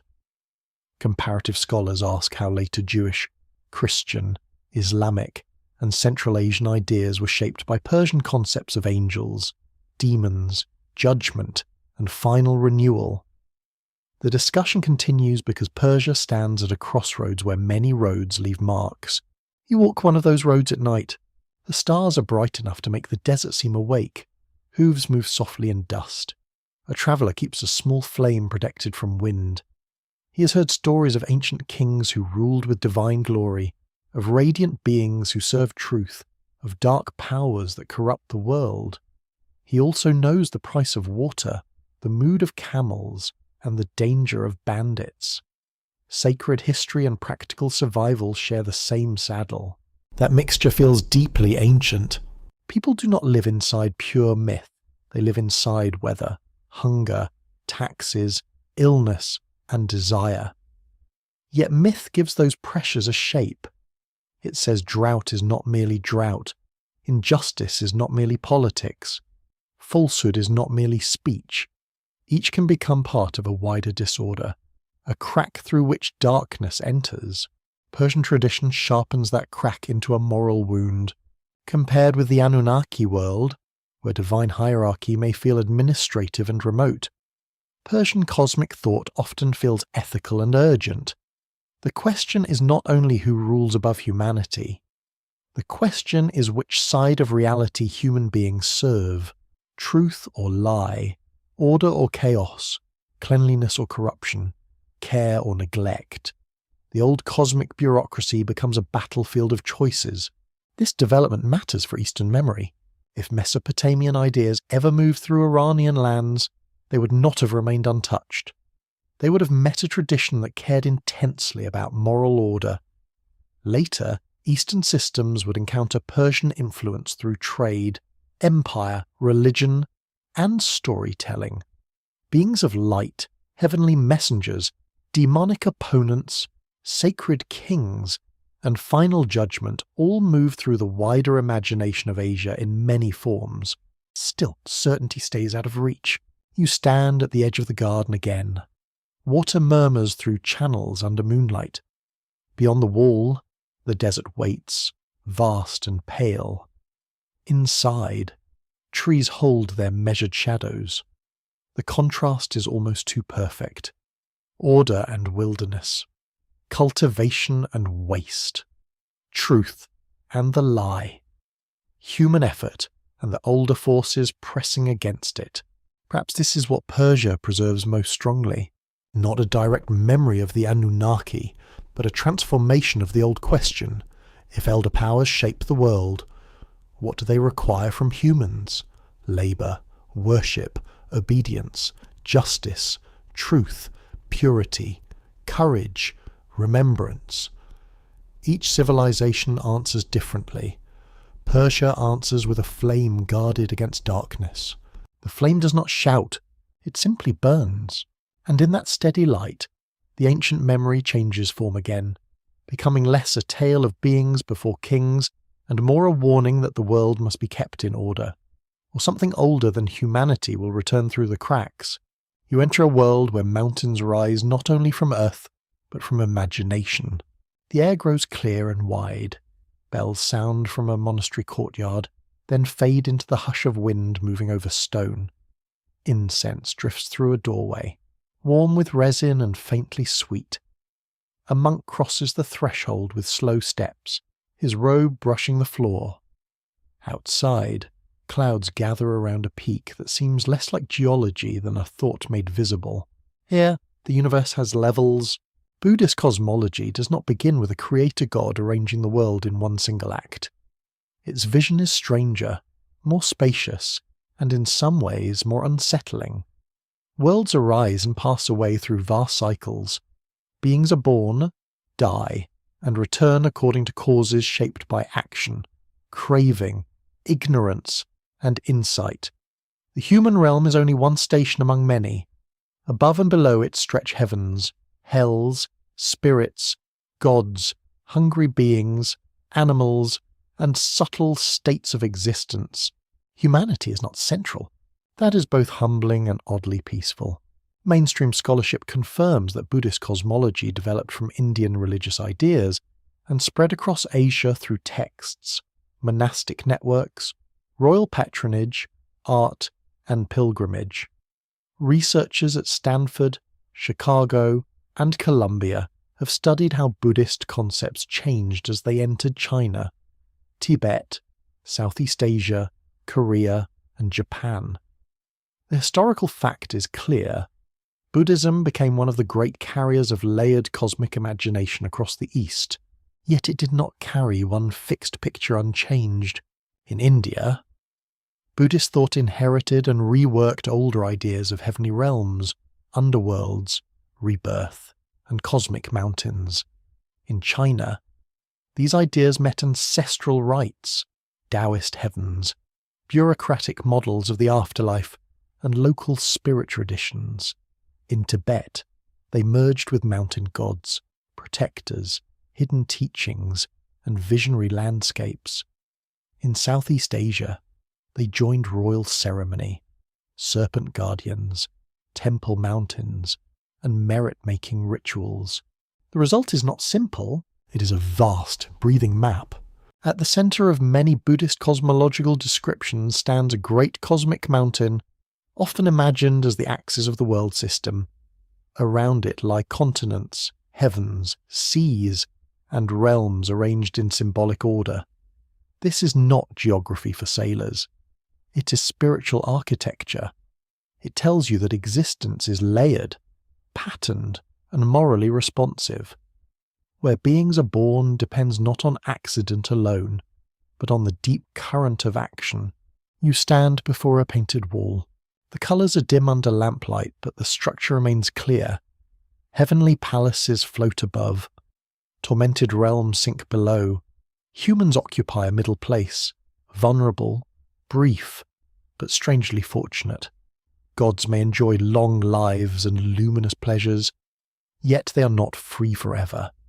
Hell beings suffer intensely, yet even their suffering does not last without end. Everything turns. Everything changes. That is the soft terror of it. In Mesopotamian thought, the Anunnaki belong to a divine order older than human society, sometimes associated with judgment and the deep structures of fate. Buddhist cosmology does not preserve the Anunnaki as a named group or a disguised Mesopotamian council.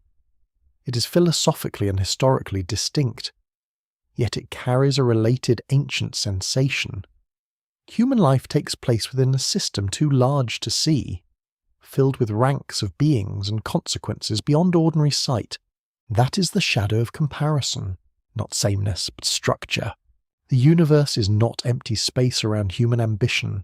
It is inhabited, layered, law-bound, and morally charged. Humans occupy a middle zone. They can fall, rise, learn, forget, serve, and awaken. They are not the first beings and not the highest beings. They are temporary travellers inside a system already moving. A quirky fringe tidbit appears here in a softer costume. Some modern writers have suggested that Buddhist heavens and luminous beings preserve distorted memories of ancient extraterrestrial teachers, sometimes linked loosely with Anunnaki speculation. Mainstream scholars do not accept this interpretation. Buddhist texts are better understood through Indian philosophy, monastic debate, meditation experience, moral teaching, and regional adaptation. Still, the fringe reading persists because the cosmology is so immense that modern imagination wants to turn realms into planets. It is a very modern habit. When ancient texts say heaven, some modern eyes search for coordinates. When they describe radiant beings, someone reaches for a telescope. When they speak of subtle realms, someone asks about dimensions with suspicious confidence. There is no need to mock the impulse too harshly. People are trying to translate wonder into the language of their own age. Every century does this, often badly, but with impressive enthusiasm. The older meaning is already enough. In Buddhist worlds, gods may shine, but they are not ultimate. They too are caught in impermanence. Their lives may last beyond human imagining, but they still fade. Their palaces may gleam, but they are not final refuge. This is very different from many ancient divine hierarchies, where gods stand above humanity as lasting rulers. Buddhism gently removes their permanence. It lets them be magnificent, then reminds them they are not safe either. That is rather bold. Even heaven has a deadline. You sit in the quiet hall while rain begins outside. The drops strike roof tiles in soft, irregular rhythms. A faint smell of wax smoke gathers around the lamps. The painted gods seem calm, but not invincible. Their jewellery glows in mineral colour. Their eyes look half closed, as if they know pleasure is fragile. Beneath them, humans pray, worry, age, cook rice, argue about sandals, and try to behave better tomorrow. The system is compassionate but severe. Action matters. Intention matters. Ignorance matters. No divine counsel needs to assign your fate from a distant throne.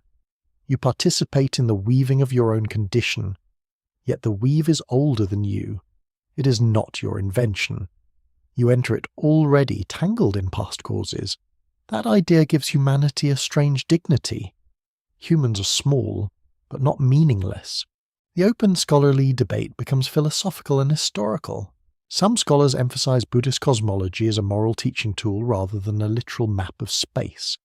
Others study how communities have treated these realms as real destinations encountered through death, ritual, and vision.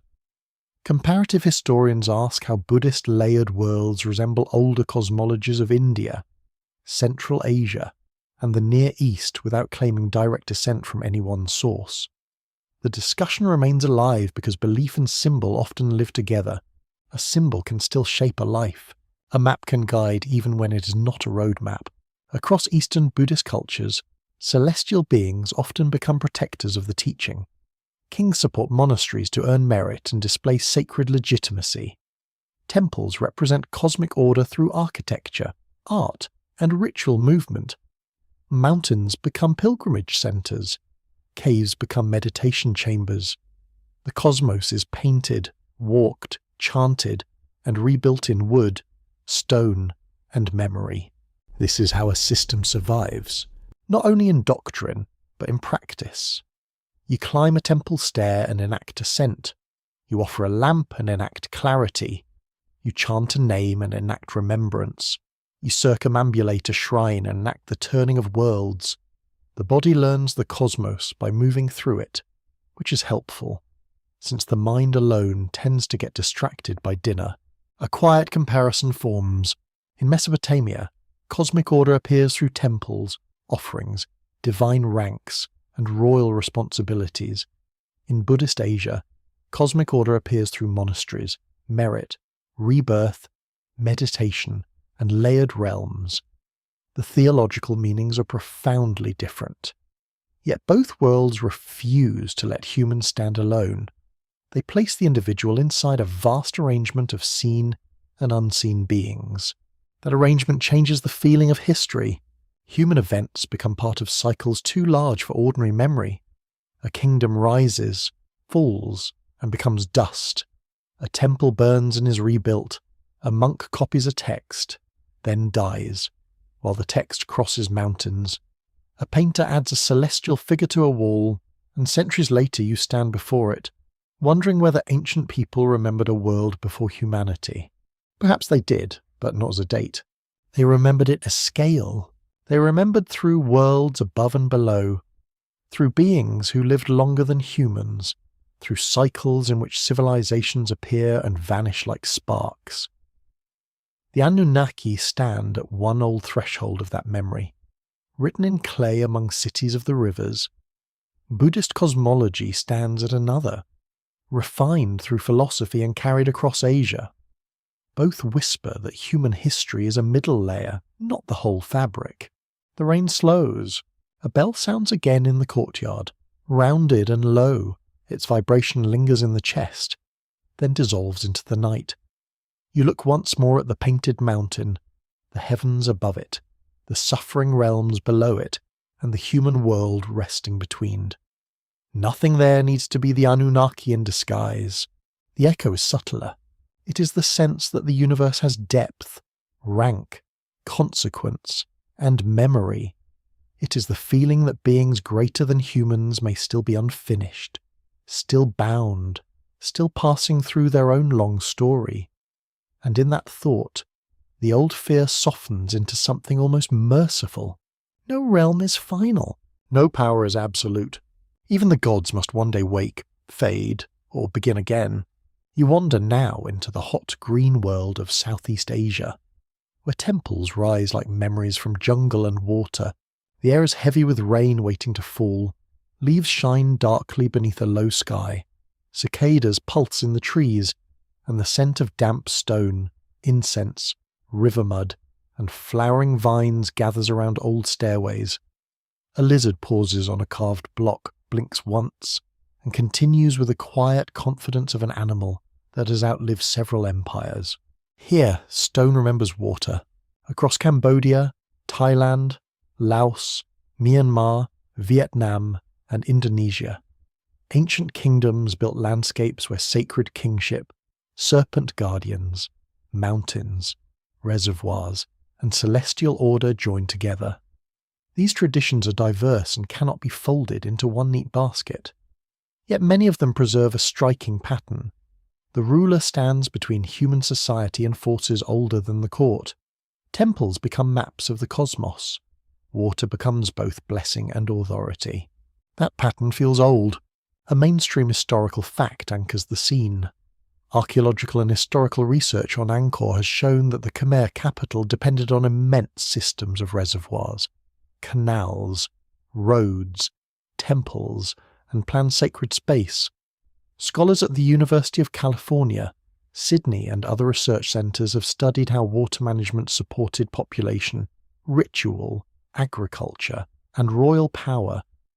The city was not merely a religious dream, it was engineering, labour, and belief fused into one enormous organism.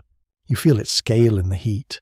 A causeway stretches across water toward a temple, whose towers rise like lotus buds made of stone. The surface of the moat reflects clouds, birds, and the dark outline of carved guardians. Your steps sound hollow on ancient blocks.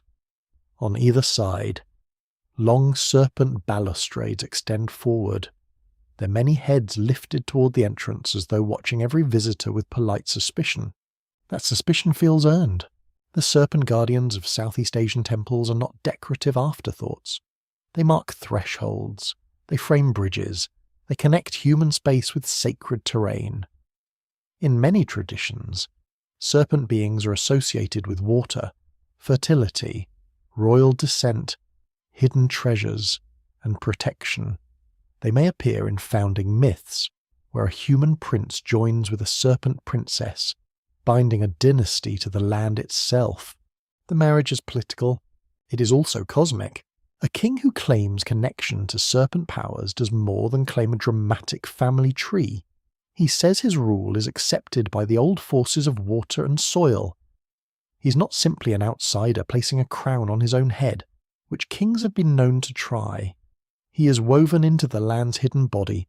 The river, the field, the serpent realm, and the palace belong to one order. This is a new development in the long memory. The Anunnaki traditions present divine beings as part of a structured cosmos in which human labour, kingship, and fate are arranged under higher powers. In Southeast Asian temple memory, older beings often appear not as a distant assembly, but as guardians of landscape and legitimacy. Authority does not only come down from heaven, it also rises from water, earth, and ancestral depth. The direction changes, the pattern remains layered.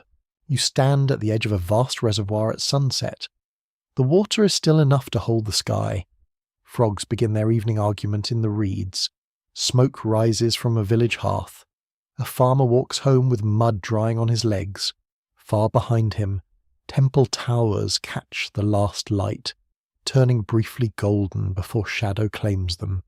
The royal city is majestic, but its survival depends on rain, canals, rice, and people who would probably prefer fewer taxes. Sacred grandeur has practical plumbing. This matters because ancient cosmology often becomes visible through infrastructure. A reservoir may feed fields, regulate water, reflect the heavens, and symbolize cosmic oceans. A temple mountain may serve ritual, royal ceremony, astronomical alignment, and political theatre. A road may move armies and pilgrims. A sculpture may warn enemies and bless crops. The sacred and practical are not opposites. They are braided. Researchers studying Southeast Asian temple cities often emphasize this braid. The great monuments are not only expressions of faith, nor only displays of royal power. They are parts of inhabited landscapes with workers, priests, farmers, artisans, dancers, scribes, guards, and families. A temple may speak of gods, but it also organizes food, labor, memory, and hierarchy. That sounds familiar in a quiet way. Humanity's role, again, is maintenance. People carve, haul, plant, dredge, chant, count, cook, repair, and remember. The old beings may guard the threshold, but human backs build the steps. The divine world receives offerings, but human hands prepare them. The king may mirror a heavenly order, but someone must clean the courtyard after a festival. Cosmic order is surprisingly dusty. A quirky fringe tidbit appears in the carved shadows. Some modern writers suggest that Angkor, Borobudur, and other great temple landscapes encode lost Anunnaki knowledge, star maps, or instructions from beings who taught architecture before human history. Mainstream archaeologists reject these claims when they bypass local records, inscriptions, labour systems, artistic traditions, and historical development. The monuments are extraordinary because human societies made them, not because humans must be denied credit. Still, the monuments encourage awe. At Borobudur in Java, terraces rise in ordered levels, leading pilgrims through carved narratives toward a summit of open stupas and sky. Scholars have studied it as a Buddhist monument shaped by sacred geometry, pilgrimage practice, royal patronage, and local landscape. It is not a machine. It is not a landing platform. It is something more intimate and demanding. It is a path for the body to learn release. You climb such a path in imagination. Stone reliefs move beside you like frozen speech. Ships, courts, forests, animals, palaces, and seekers unfold panel by panel.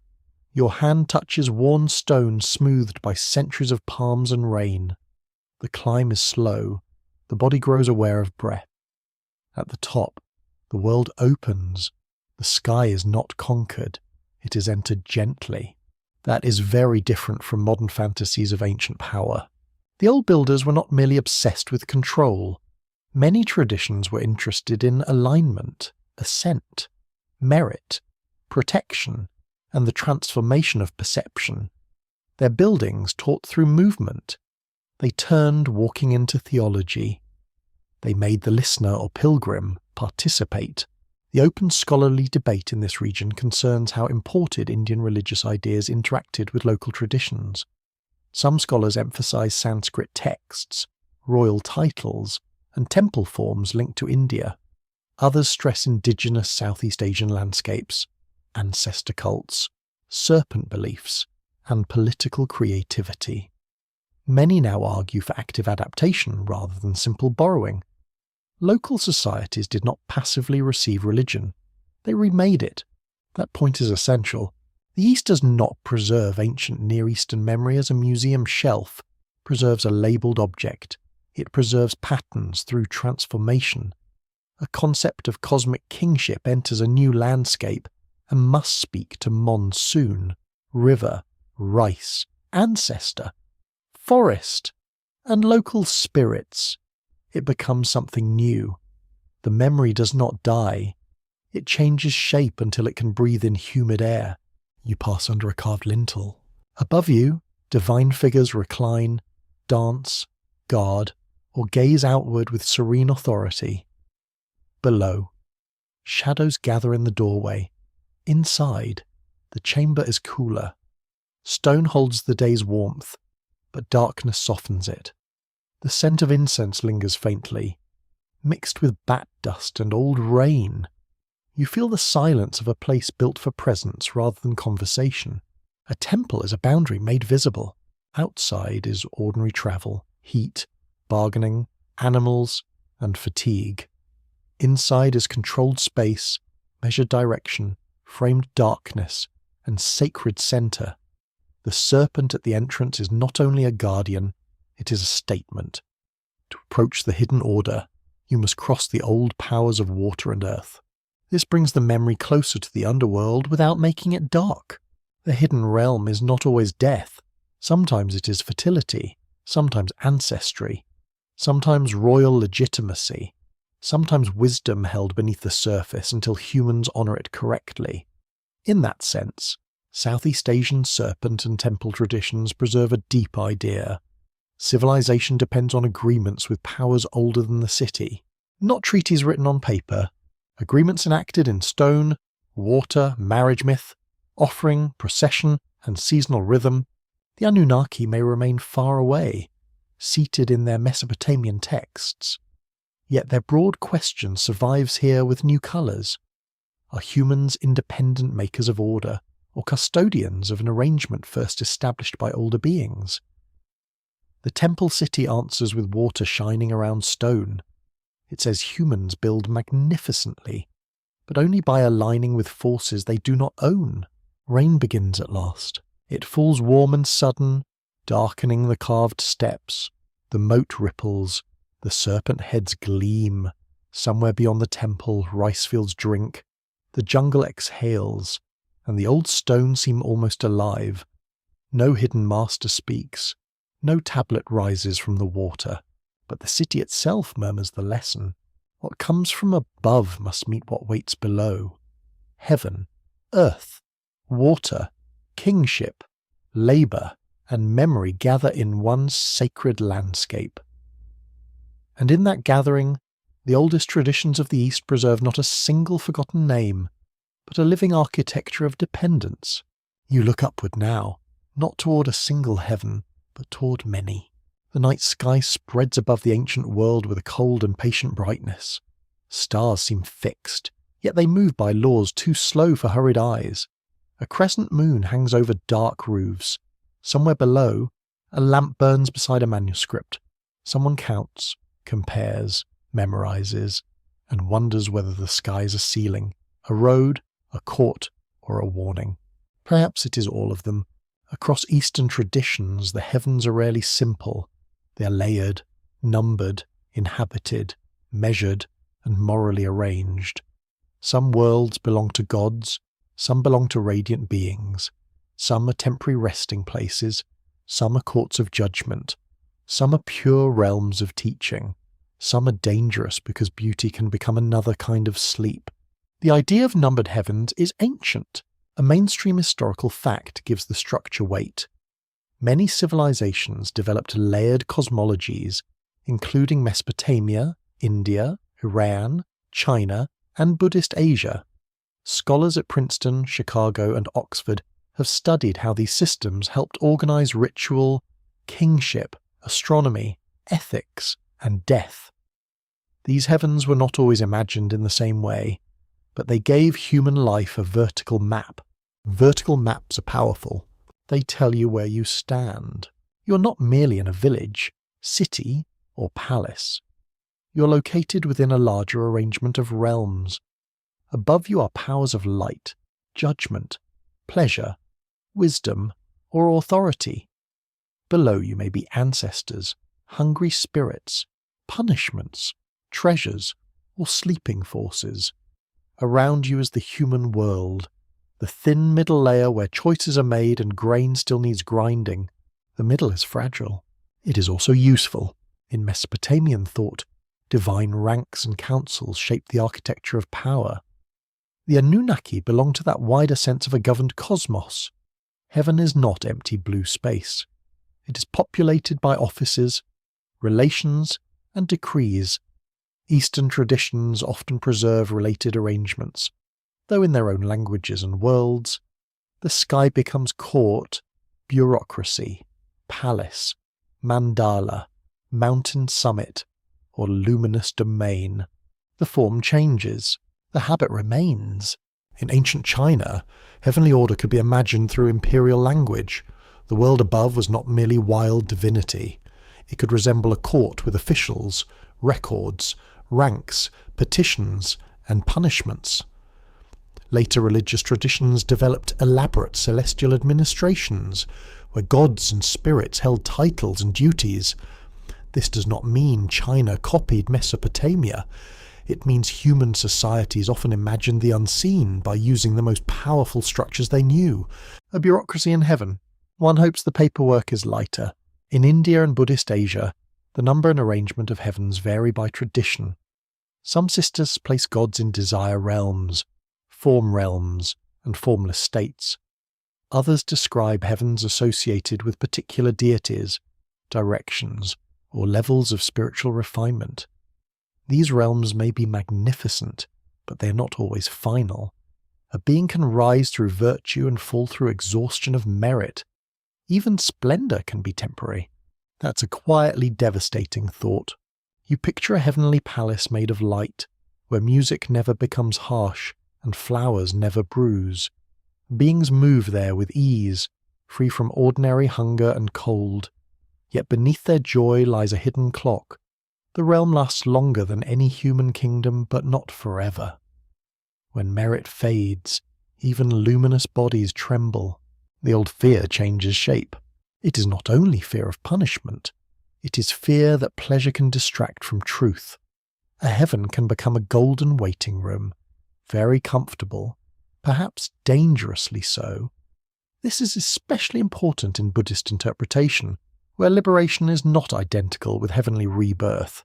To sleep in beauty is still sleep. The Anunnaki were not Buddhist gods, and no serious reading should make them so. Yet the comparison reveals a recurring ancient pattern. Higher beings may possess power, rank, and vast duration, while still belonging to a larger system. They are not always ultimate. They are part of an order even they may not fully escape. That idea appears in different forms across the East. It softens the terror of gods. It also makes the cosmos more unsettling, because if even higher beings are ordered, who orders the order? Some traditions answer with cosmic law, some with supreme divinity, some with emptiness, causation, fate, or moral truth. Some do not answer clearly at all. The silence after the question may be the most honest scripture ever written, though admittedly difficult to shelve in a library. A quirky fringe tidbit enters through the starry doorway. Some alternative theorists claim that numbered heavens were ancient memories of planets, orbital stations, or administrative zones ruled by Anunnaki-like beings. Mainstream historians and scholars of religion do not accept these claims as demonstrated.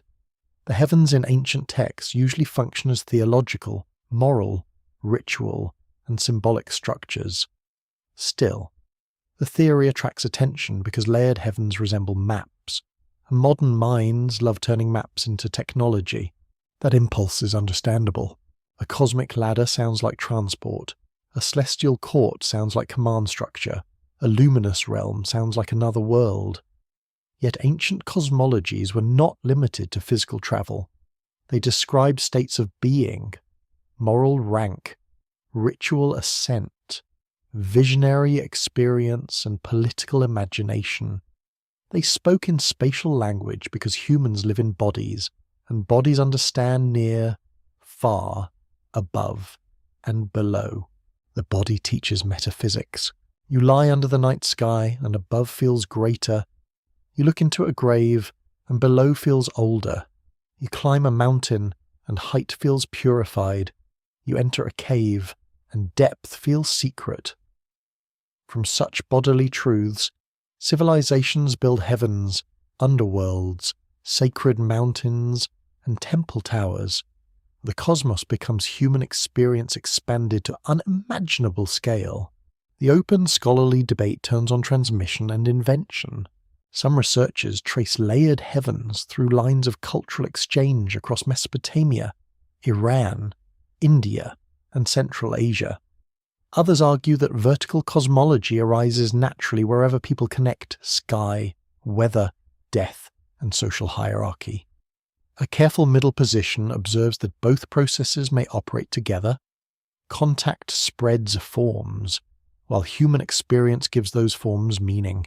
The middle position is rarely glamorous. It is often right. You stand in a dim observatory of the imagination. No telescope waits there, only a flat roof, a water clock, and patient eyes. The observer notes the movement of stars and planets. He may be a priest, court astrologer, monk, or scholar. He tracks cycles because rulers ask questions, farmers need timing, and rituals require the proper moment. The sky is beautiful, yes, but beauty is not its only function. It keeps schedules, it gives omens, it offers order to anxious people below. Ancient astronomy and cosmology were deeply connected, though not identical. Observing the sky could support calendars, agriculture, navigation, ritual timing, and political legitimacy. In many cultures, heavenly movement was not merely mechanical, it was meaningful. A strange star, eclipse, comet, or planetary conjunction could shake a court. Human affairs seemed written against a larger pattern. That sense survives across Eastern traditions. In China, celestial omens could warn rulers. In India, ritual calendars tied sacred acts to lunar and solar cycles. In Buddhist worlds, immense cycles of time dwarfed human history. In Southeast Asian kingdoms, temple orientations and royal ceremonies often engaged cosmic direction and timing. The heavens were counted because order had to be found somewhere beyond human confusion. Counting is a kind of comfort. It tells the frightened mind that the world is not merely happening, it has pattern. It can be watched. It can be interpreted, even if interpretation occasionally goes spectacularly wrong. Ancient officials made mistakes too. The stars were blamed for many things they probably did not authorize. Yet the deeper need remains moving. Human beings looked upward and saw administration, hierarchy, music, judgment, liberation, and warning. The Anunnaki stand among the old Mesopotamian forms of that impulse. Eastern heavens carry it into other systems. The result is a grand memory of the world as layered order, with humanity somewhere in the middle, looking up through incense smoke, court ritual, mountain air, and sleepless questions. You feel the sky become deeper. One heaven is not enough for longing. The mind stacks heavens because power feels graded. Purity feels distant. Wisdom feels higher still. The dead may need places. The gods may need courts. The righteous may need reward. The seeker may need a path beyond reward entirely. So the heavens multiply, not out of confusion, but because a single roof cannot hold all human hopes. The stars remain silent overhead. A night insect clicks in the grass. The lamp beside the manuscript sinks lower. The writer rubs tired eyes and adds another line to the cosmic scheme, placing one realm above another and another above that. Perhaps he believes every word. Perhaps he wonders quietly if the structure is too neat. Either way, the page remains, and in those numbered heavens, Eastern traditions may preserve one of the oldest memories of all. The human world is not alone. It is placed within a vast order of beings, ranks, laws, and thresholds, rising beyond sight like stairs, disappearing into darkness. You come now to the oldest and most uncomfortable question in the room. Why are humans here? Not in the bright modern sense, with neat answers about happiness, progress, or finding a hobby that does not involve scrolling at midnight. The ancient question is rougher. It asks what human beings are for inside a universe already crowded with powers. It asks why fragile creatures must work, suffer, obey, remember, sacrifice, and build structures that outlast their bones. The answer is rarely flattering. In many ancient traditions, humanity is not created as the crown of all things. Humans are often late arrivals, placed between forces above and forces below. They till the soil, carry offerings, maintain rituals, feed ancestors, serve kings, raise temples, and keep calendars. Their bodies are small, but their duties are vast. Ancient cosmology does not always praise human freedom. It gives humanity a job, a rather demanding one. In Mesopotamian myth, some texts imagine humans as created to relieve divine labour. The gods tire of digging canals and sustaining the world's heavy work, so humanity is fashioned to carry burdens. Mainstream Assyriology has studied these creation accounts closely, especially the way they connect labour, ritual service, and divine order. The fact is stark.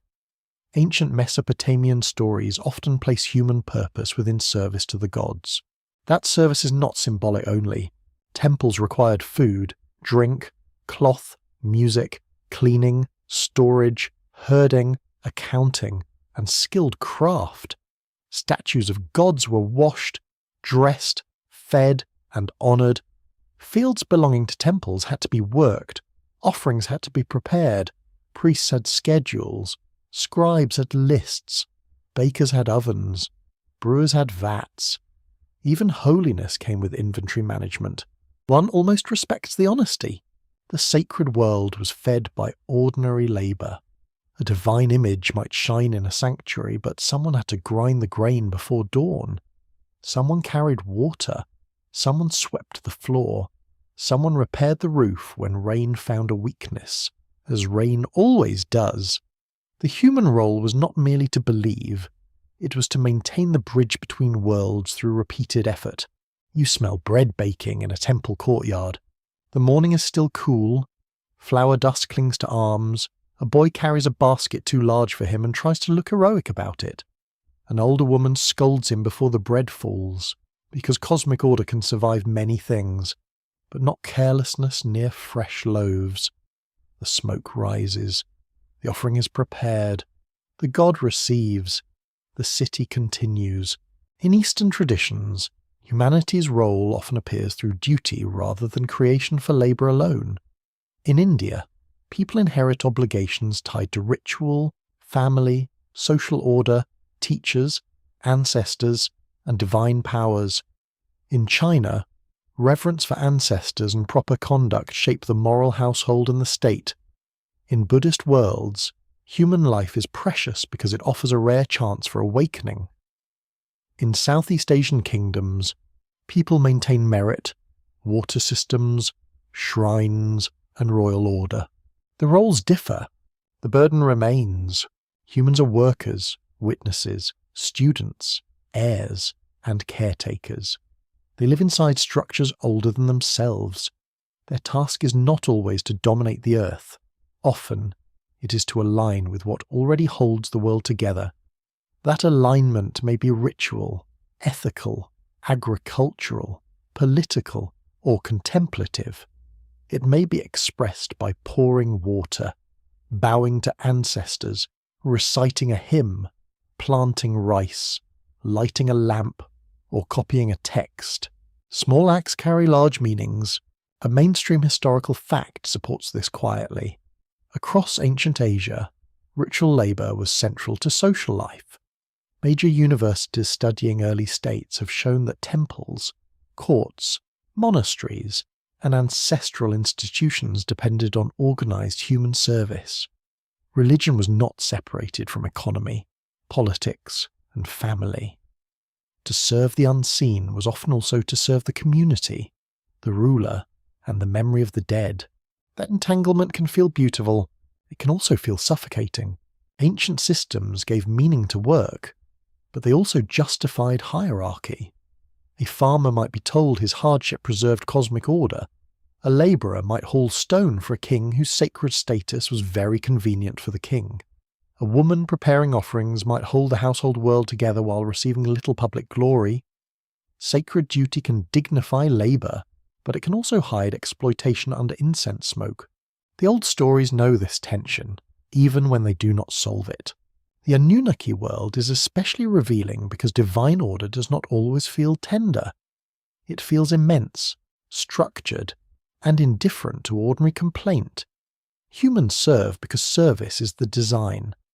Eastern traditions often soften or transform this role through ethics, devotion, merit, filial duty, or liberation. Yet they too preserve the sense that human life is accountable to something larger than desire. You sit at the edge of a rice field at dusk. Water reflects the lavender sky. Frogs call from the ditches. A farmer bends over the field with slow, practiced movements. He may not speak of cosmic order while pulling weeds. He may only think about weather, debt, family, and sore knees. Yet the larger tradition around him may connect his labour to ancestors, spirits, rainfall, kingship, and the turning of seasons. The field becomes both food and ritual space. The earth is never just earth. This is a central human insight in ancient cultures. Work transforms matter, but it also repeats a sacred relationship. Ploughing, planting, harvesting, offering, weaving, carving, and burying all place the body inside memory. Humans do not merely think mythology, they enact it through muscle. That is why old systems could survive even when texts were lost. The body remembered what the library forgot. A quirky fringe tidbit appears whenever human labour in myth sounds too deliberate. Some modern writers suggest that stories of humans created to work for the gods preserve memories of genetic engineering by Anunnaki beings. Mainstream scholars do not accept this claim as a reading of ancient evidence. They understand these myths through labour organisation, temple economy, social hierarchy, and theological imagination. Still, the idea persists because it makes an ancient discomfort literal. Humans work as if designed for someone else's project. It is a chilling thought. It is also a metaphor with teeth. Even without genetic speculation, the myths ask whether civilization was built for human flourishing, divine service, royal ambition, or the survival of order itself. Perhaps ancient people felt trapped inside systems they inherited. Perhaps they explained the weight of labour by placing it at the beginning of time. If work has always been sacred duty, then the ache in the back becomes part of creation. That is both comfort and cage. The open scholarly debate circles around how to interpret these service myths. Some researchers see them as reflections of temple economies and elite control. Others view them as theological attempts to explain human suffering, mortality, and obligation. Comparative scholars ask whether similar myths across Asia arise from contact, shared agricultural life, or common experiences of hierarchy. The answer changes depending on which field, text, or ritual you stand beside. You stand beside many: a Mesopotamian canal, an Indian altar, a Chinese ancestral hall, a Japanese shrine, a Tibetan monastery, a Khmer reservoir, a Javanese temple terrace.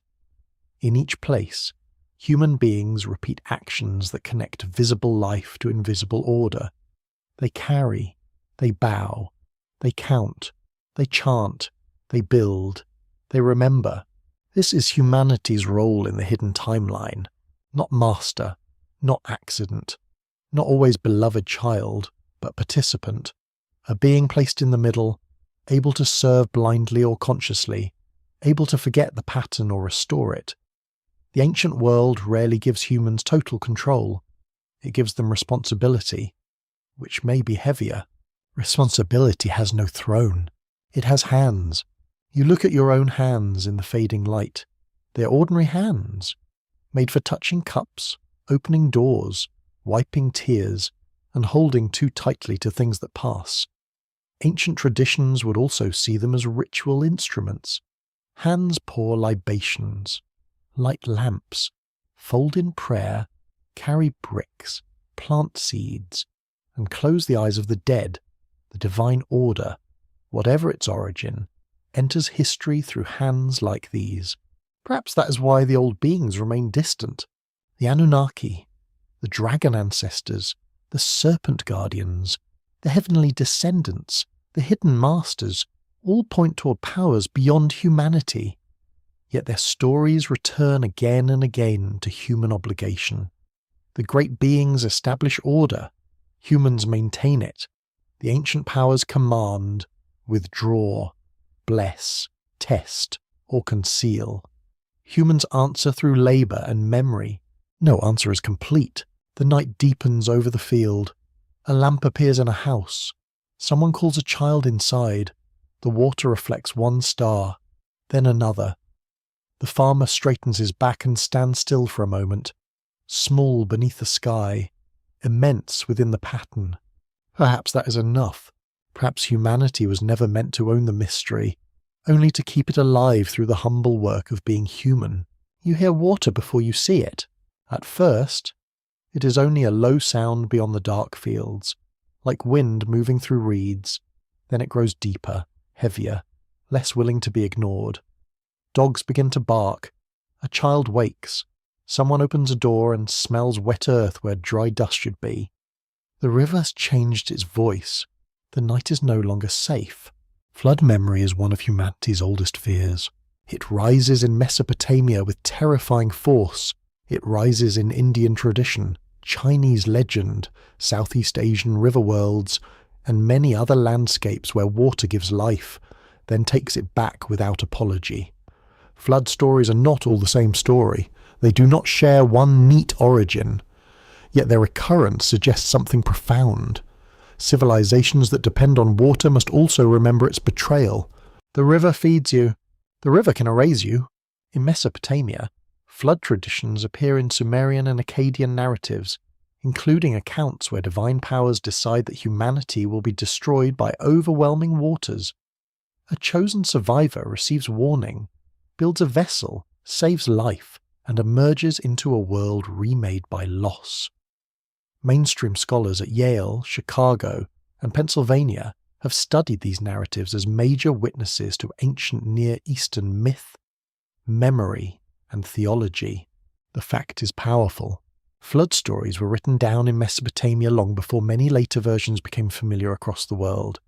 They belonged to a land where rivers shaped everything. Irrigation made cities possible. But sudden flooding could devastate fields, houses, animals, stores, and temples. A flood was not only weather, it was the collapse of order. Water crossed the boundaries humans had made, and the world returned briefly to a frightening beginning. You stand in that beginning. Rain hammers a flat roof. Mud walls darken and slump. A jar rolls across a floor. A mother lifts a sleeping child while shouting for someone who does not answer. Outside, men drag animals toward higher ground, their feet sinking in mud. The smell of fear mixes with soaked grain, dung, riverweed, and extinguished fire. No one debates symbolism while water enters the house. The body understands first. Later, the mind makes myth. In ancient stories, the flood often reveals divine displeasure, cosmic reset, or the fragile place of humans within a larger order. If the gods send water, then disaster becomes judgment.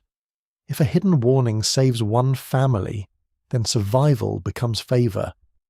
If life begins again after the waters fall, then history becomes a second chance built on drowned memory. That is deeply unsettling. It also explains why flood stories endure. They compress trauma into shape. They allow survivors to say that destruction was not meaningless. Even when meaning hurts, they give catastrophe a before, during, and after. They create a vessel for grief. Quite literally, in many cases, a quirky fringe tidbit appears whenever flood myths and the Anunnaki meet in modern imagination. Some alternative writers claim that the flood was caused by ancient beings manipulating climate, breaking technology, or punishing a human labour species they had created. Mainstream Assyriologists do not support those claims as historical readings of the tablets. The texts speak in mythic, theological, and literary forms. Yet the speculation persists because the flood feels too large for ordinary explanation, especially when told as a decision made by powers above humanity. A divine council chooses, the waters obey, humanity trembles. In Eastern traditions, flood memory takes many forms.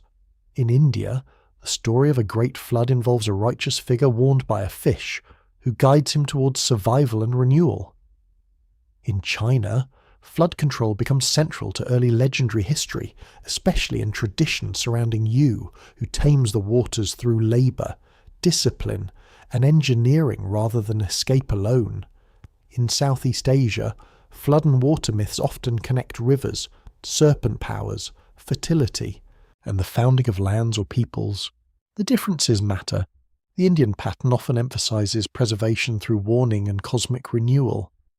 The Chinese pattern often emphasises governance, labour, and the ordering of water. The Southeast Asian pattern often binds water to landscape, serpent beings, and royal legitimacy. These are not copies of one Mesopotamian tale. They are local answers to local waters, shaped by memory, climate, politics, and ritual life. Still, the shared fear is unmistakable. Water erases boundaries. It ignores property lines, palace walls, village paths, and human pride. It turns fields into lakes and roads into currents. It carries away names along with bodies, houses, tools, seeds, and shrines. For agricultural societies, a devastating flood is not just an event. It is a crack in the agreement between humans and the world. You walk beside a swollen river in ancient China. The banks are raw and broken. Trees lean into the current. People stand in clusters, watching water carry branches, roof beams, and pieces of someone's life. In later legend, Yu becomes the culture hero who channels floods by understanding the land's flow. He does not merely survive, he reorganizes the relationship between people and water. That is a different kind of salvation. Here, flood memory becomes statecraft. A ruler proves worth by managing water. The ability to drain, channel, and protect becomes a sign of heavenly approval and practical intelligence. Modern historians of early China debate how legendary flood control traditions relate to environmental memory, political ideology, and the formation of early states. Some see them as mythic reflections of real hydraulic challenges. Others treat them as later narratives that justify rulership through mastery of chaos.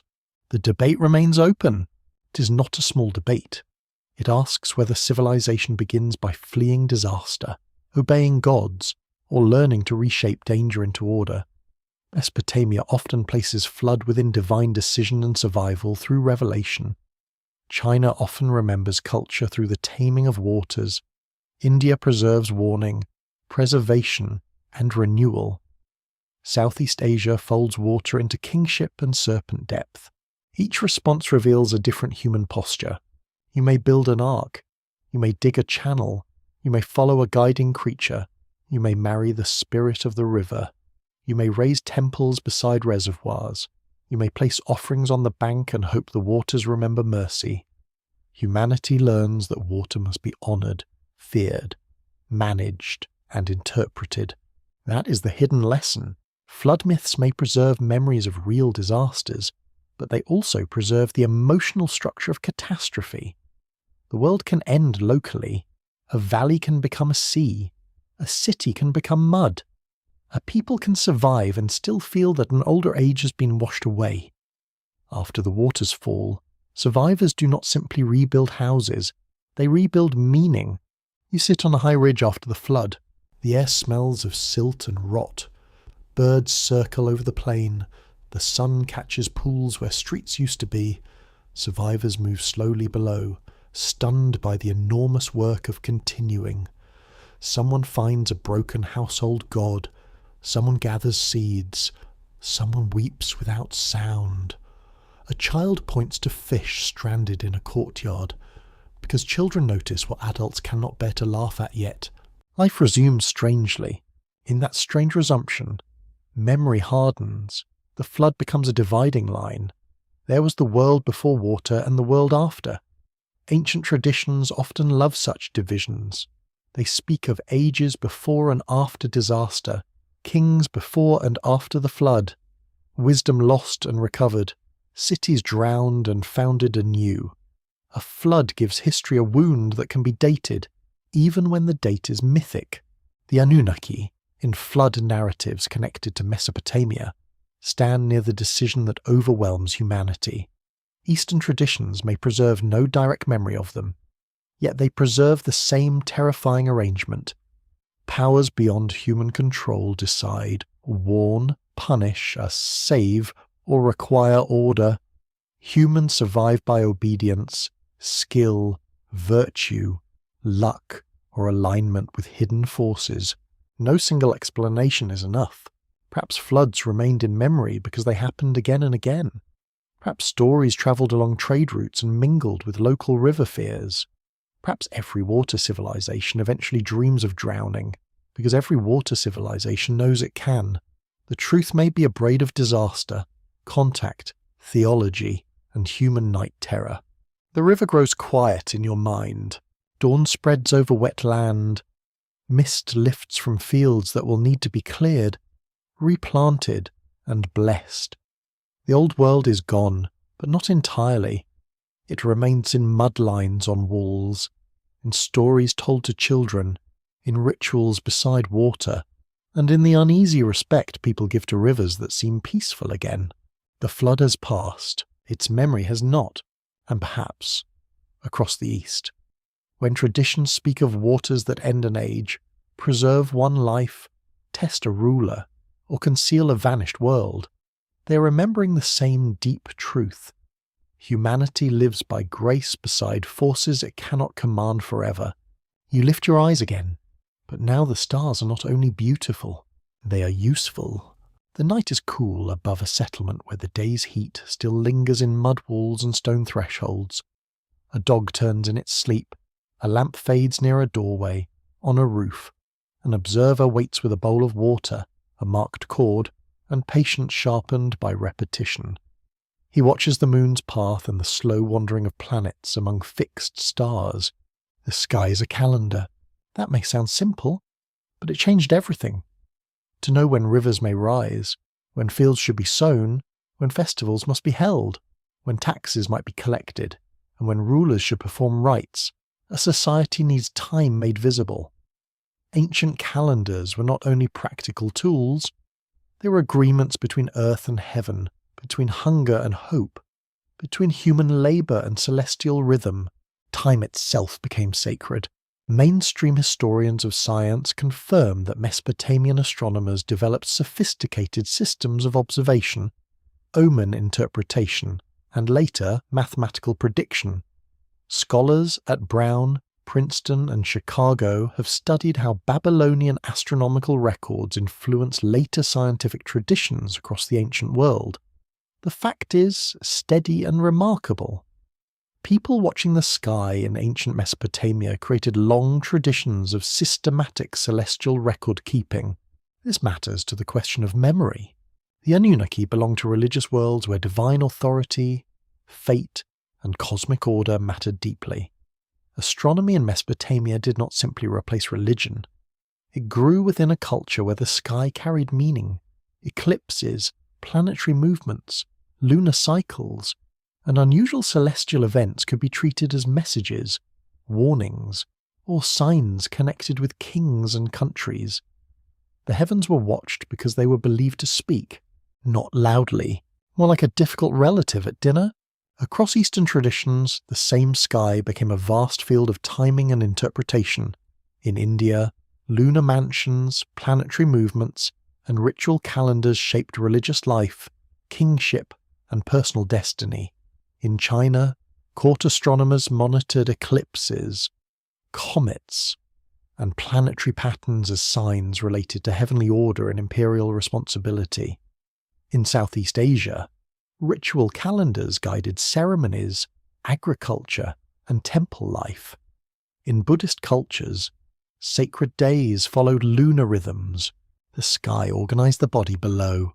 You picture an Indian ritual ground before dawn. The air smells of grass, smoke, and clarified butter. Priests prepare offerings at a carefully chosen moment. The timing is not decorative. It is part of the rite. A correct act done at the wrong time may lose force. A syllable, a fire, a direction, a lunar phase, a season, all enter the pattern. Sacred order is precision made devotional. Records from ancient India show deep attention to calendars and celestial cycles. Scholars at Harvard and the University of Chicago have studied Vedic and later astronomical traditions as part of a long intellectual history. The earliest layers were ritual and observational, then mathematical astronomy developed with great sophistication. The sky was not one subject. It was ritual, calculation, philosophy, and practical life. That breadth feels very ancient. In China, the heavens carried political weight. An eclipse could trouble a ruler because celestial irregularity suggested disharmony between heaven and the human realm. Court astronomers held serious responsibilities. Calendars were issued by the state, and correct timing became an expression of legitimate rule. To control the calendar was to declare alignment with heaven. That is not a small claim. A ruler who orders time orders society. The quirky fringe tidbit enters through the stars, as it often does. Some modern writers claim that ancient star maps preserve Anunnaki navigation routes, hidden planetary knowledge, or memories of sky teachers who arrived from beyond Earth. Mainstream historians of astronomy reject those claims when they ignore textual context and observational development. Ancient sky knowledge was impressive because humans watched carefully for centuries, not because they needed secret engines behind every calculation. Careful watching is powerful. It sounds less dramatic than visitors from the stars, but it is more moving. Imagine generations of observers standing on roofs, towers, terraces, and palace platforms, recording what appears, disappears, returns, and delays. A grandfather notices a cycle. A student copies a table. A court official compares records. A monk calculates a festival. A farmer glances upward, trusting that someone has measured what he cannot. Civilization learns the sky slowly. No single person owns the pattern. You stand in a Chinese court observatory. The night air is cold against your cheeks. Bronze instruments rest like dark animals. A scribe keeps the notes by lamplight, trying not to make an error that could annoy both heaven and his supervisor. Above, stars move without sympathy. A comet appears like a pale wound. Somewhere in the palace, officials will soon discuss whether the sign concerns the ruler, the border, the harvest, or all of these, because anxiety is excellent at multitasking. Here the open, scholarly debate becomes clear. Some researchers emphasize independent development of astronomical systems in different cultures, shaped by local needs and long observation. Others study the transmission of star lore, mathematical techniques, calendars, and omen traditions through trade, conquest, translation, and religious contact. A careful view admits many routes. Observation can arise everywhere, but methods, names, and interpretations can travel. The sky is universal. Its meanings are local. A star seen above Mesopotamia is also seen farther east, but it does not carry the same name in every language. A planet wandering through the night may become a god, official, omen, mathematical point, or spiritual symbol. The celestial event is shared. The story built around it belongs to culture. This is why old sky knowledge can feel both connected and distinct across continents. The hidden timeline becomes astronomical. Human beings may forget cities, dynasties, and languages, yet the heavens keep returning. Lunar cycles repeat, solstices arrive, planets wander and return, eclipses frighten and then pass. Because the sky repeats, it gives memory a frame stronger than human politics. A myth attached to a star can survive if the star remains visible. A ritual tied to a season can endure if the season keeps coming. This is memory with a clock. Sacred calendars also bind communities. A festival happens when the moon is right. A fast begins at the proper phase. A royal rite is performed in a favourable season. A temple aligns with dawn light on a special day. People gather, repeat actions, tell stories, and feel time folding back on itself. The past is not gone. It returns by appointment. That phrase feels gentle. The past returns by appointment. In this way, Eastern traditions may preserve ancient memories not only through myths of beings, but through timing. The stars and calendars carry patterns of order older than written history, whether or not any specific Mesopotamian motif travelled east. The broader idea of a cosmos that instructs human behaviour through cycles is shared widely. Humanity watches, counts, and obeys. The Anunnaki world placed humans under divine decrees. Star calendars place humans under celestial rhythm. The forms differ, but both reduce human arrogance in useful ways.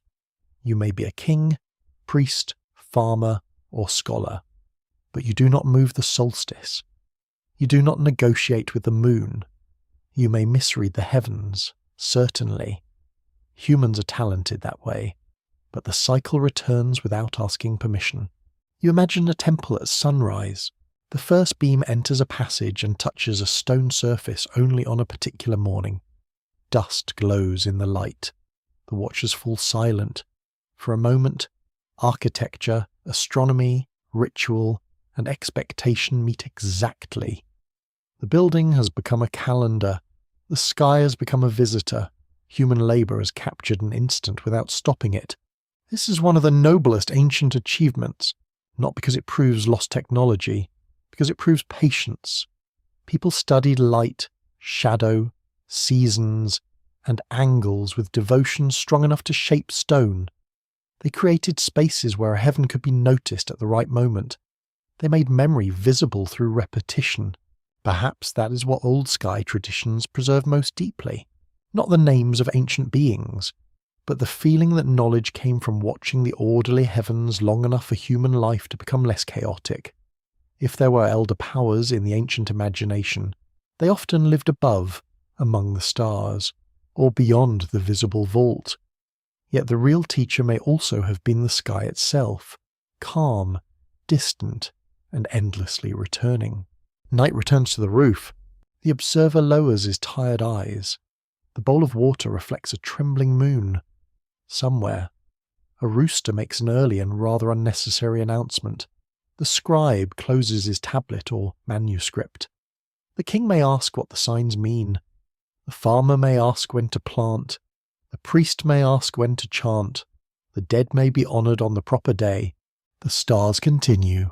They do not explain whether they preserve the memory of gods, ancestors, Anunnaki, or only the measured breathing of the universe. They give no simple answer. They offer cycles, and humans build meaning from them. And perhaps, in star maps and sacred calendars across the East, you are hearing one more ancient truth. Civilization begins when people look up, feel small, and decide to keep count. You slow your pace now, because the path has reached a narrow ledge.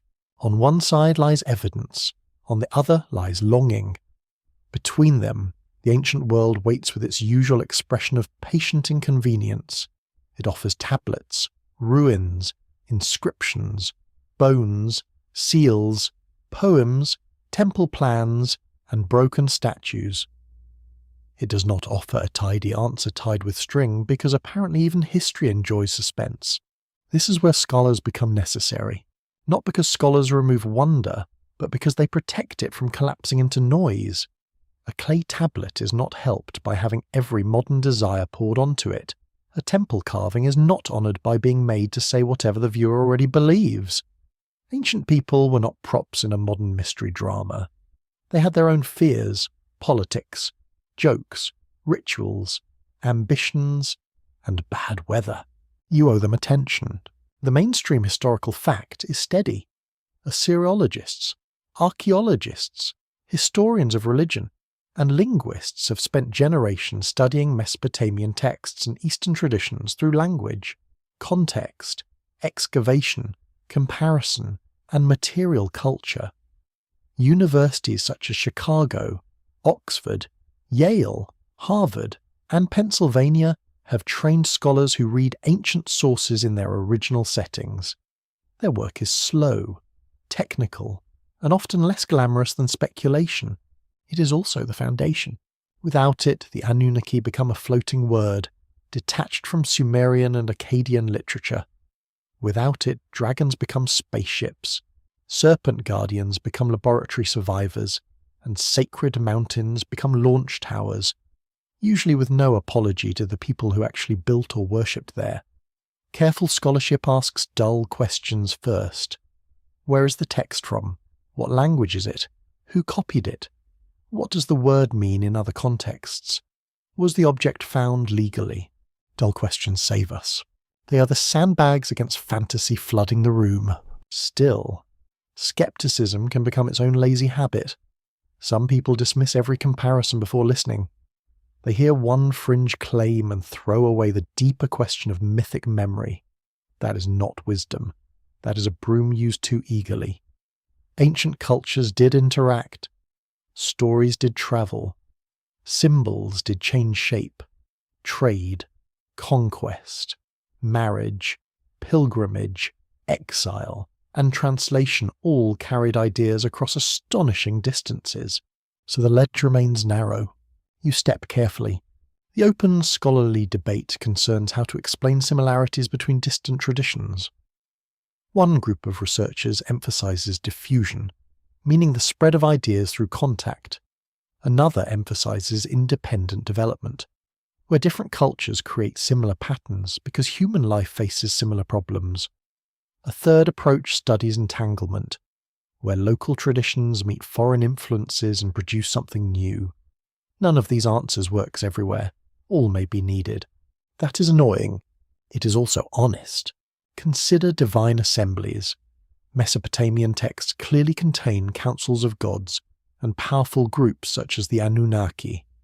Eastern traditions also contain heavenly courts, ancestral administrations, ranks of beings, and ordered heavens. Did the Mesopotamian pattern travel east? Sometimes influence is possible through known contact zones.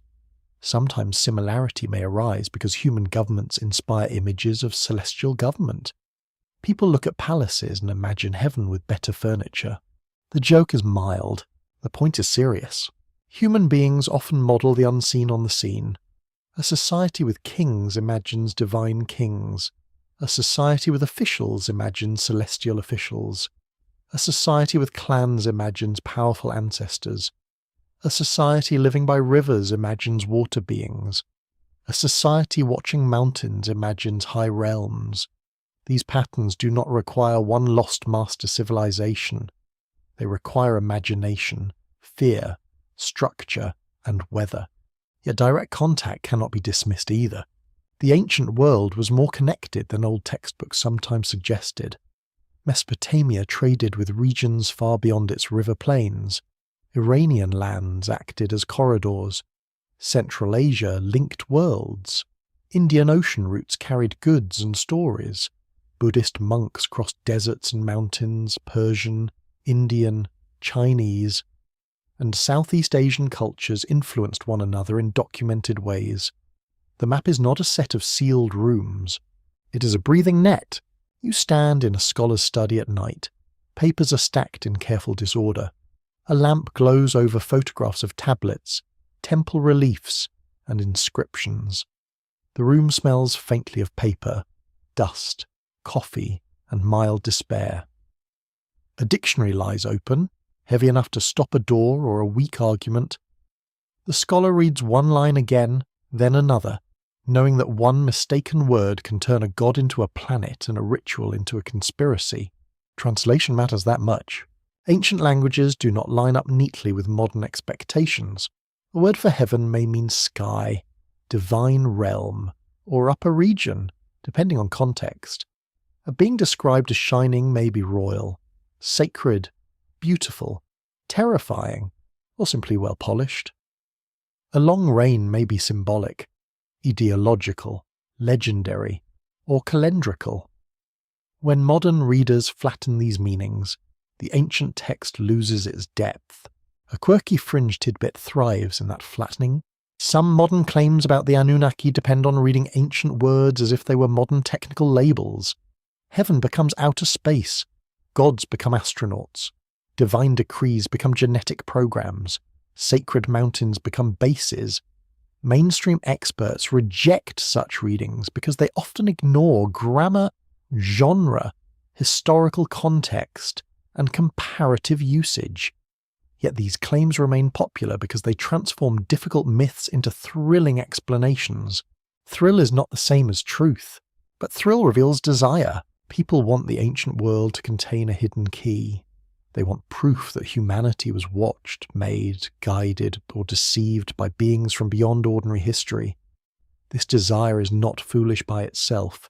It comes from a real discomfort.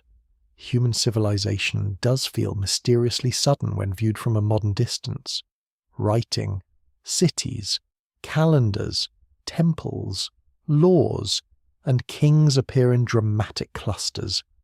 The mind asks whether someone opened a door. Archaeology answers more slowly. It shows gradual developments, regional experiments, failures, borrowings, environmental pressures, social complexity, and long human learning. Farming did not appear everywhere at once. Cities did not rise without centuries of villages, trade, conflict, and adaptation. Writing emerged from accounting, administration, ritual, and memory. None of this makes ancient achievement smaller. It makes it more human, and therefore more astonishing. Humans built the steps. They also dreamed of who stood above them.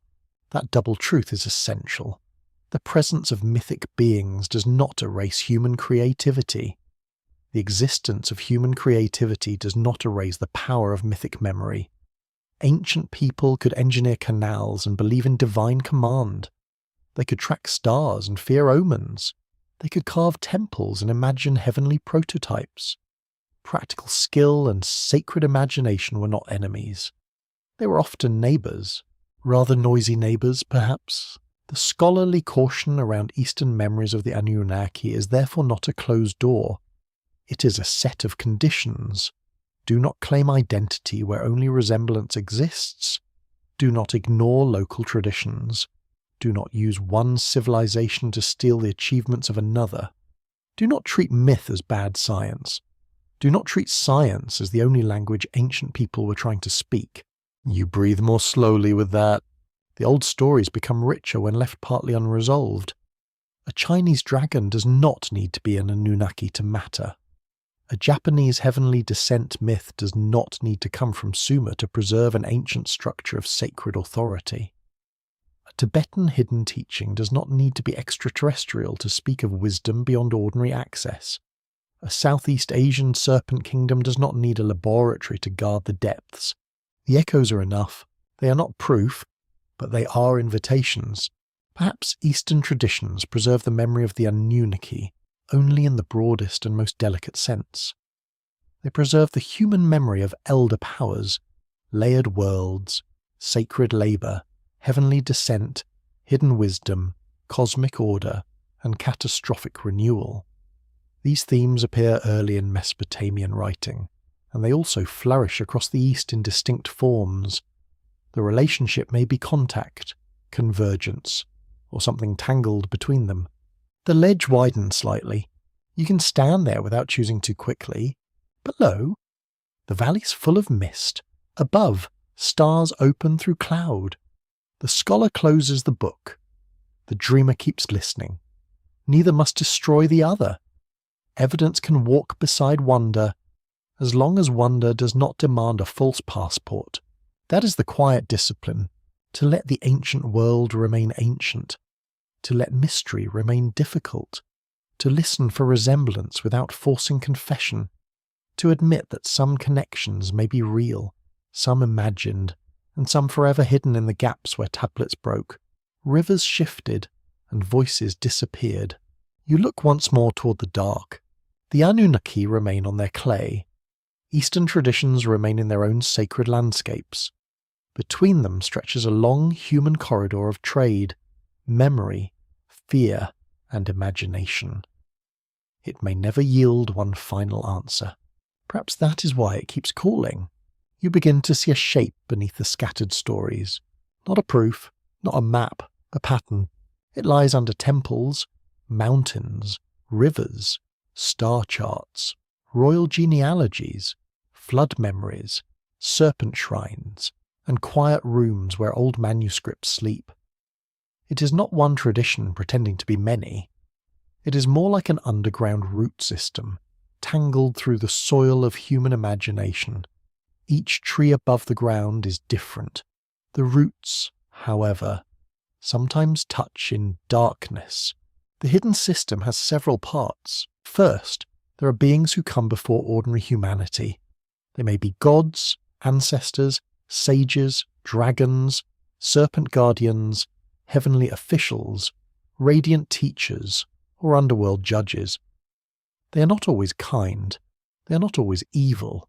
They are older, and that is often enough to make them dangerous. They carry authority because they belong to a time or realm humans cannot reach by ordinary memory. Second, the world is layered. There is an above and a below. There is a visible middle where humans eat, argue, harvest, build, and grow tired. Above may be heaven, mountain summits, celestial palaces, sky courts, starry paths, or pure realms.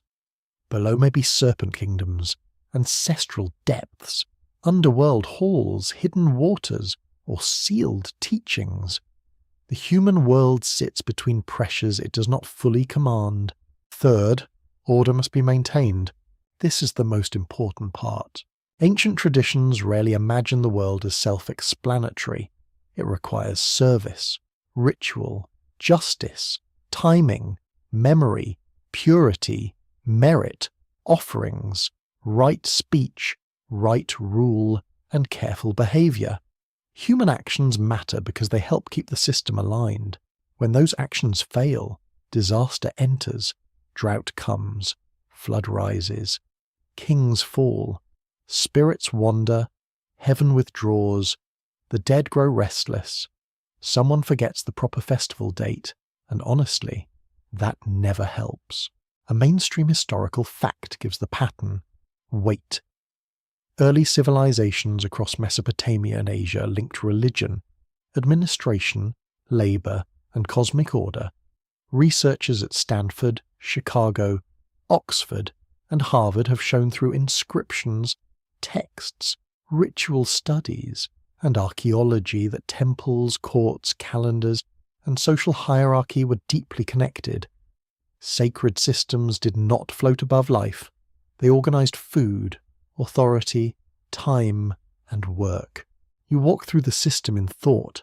A Mesopotamian scribe presses signs into clay. An Indian priest watches the ritual fire. A Chinese court astronomer records a comet. A Japanese shrine keeper protects a hidden mirror. A Tibetan teacher recites a lineage. A Khmer engineer measures water flow beneath a sacred king's command. None of them is doing the same thing, yet each stands at a threshold between human effort and a larger order. That is the hidden system, threshold work. Human beings are not merely believers, they are boundary keepers. They speak to ancestors, feed gods, calculate seasons, guard teachings, channel rivers, build temples, and repeat stories until the invisible remains socially present. Without them, the bridge fails. Without the bridge, the older powers retreat or return in troubling forms. This is where the Anunnaki become useful as a comparison. In Mesopotamian records, they belong to one of the earliest written worlds where divine hierarchy, human labour, royal legitimacy, fate, and cosmic judgment were drawn together. Their role changes across texts, but their atmosphere remains solemn. They stand in the deep machinery of order. They remind you that humanity is not imagined as alone, first, or fully free. Eastern traditions do not need to preserve their name. They may preserve the machinery. A heavenly court in China does not have to be Mesopotamian to resemble a divine administration. A serpent realm in Southeast Asia does not have to be Sumerian to hold the idea of hidden power beneath the land. A Japanese descent myth does not need to come from the Euphrates to preserve the logic that earthly rule begins above. A Tibetan hidden teaching does not require a clay tablet to express knowledge withheld until the proper time. The system is larger than any one name. You sit in a darkened temple hall. The air is thick with incense and old wood. A lamp burns before a carved figure whose eyes catch the light unevenly. Outside, rain ticks on stone. Inside, a bell rope hangs still. You feel that the room is not empty, it is arranged. Direction, height, image, sound, shadow, offering, and silence all have roles. This is how cosmic order becomes physical. A temple gathers the system into space. A calendar gathers it into time. A genealogy gathers it into bloodline.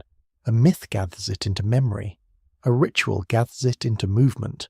A law code gathers it into behaviour. A royal inscription gathers it into power. A flood story gathers it into warning. The hidden system keeps translating itself. When one form breaks, another may carry the structure onward. A city falls, but a story survives. A language dies, but a symbol remains. A temple is abandoned, but its sacred mountain pattern appears elsewhere. A god's name is forgotten, but the role of guardian, judge, founder, or teacher continues. Human memory is not a chest of objects. It is a river wearing new banks. A quirky fringe tidbit appears at this point with great confidence. Some modern theorists claim this shared system proves that all ancient civilizations were governed by the same Anunnaki elite, remembered under different names. Mainstream scholarship rejects that conclusion because the evidence does not support such a unified global command. The traditions are too local, too varied, and too historically distinct. Still, the theory notices something real before explaining it too simply. The real thing is pattern. The weak part is certainty. The open scholarly debate is not whether ancient cultures had layered cosmologies and sacred authority. They clearly did. The debate concerns how these patterns formed, spread, and changed. Some scholars emphasize trade networks and cultural transmission. Others emphasize social needs common to agrarian states. Others study how religious imagination responds to ecology, landscape, labour, and political power. The strongest answers are usually plural, which is less tidy but more alive. You allow the plural answer to breathe. The old system may have many origins. Some patterns may arise because all humans look up at the sky and down into graves. Some may spread because merchants, captives, priests, and pilgrims carried stories farther than intended. Some may develop because kings everywhere want heaven on their side. Some may endure because farmers everywhere fear flood, drought, and failed seasons. The hidden system is not a single machine.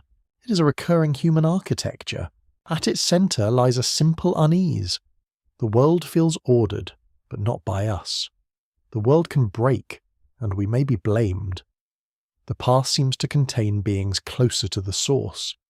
The present feels like maintenance after a forgotten beginning.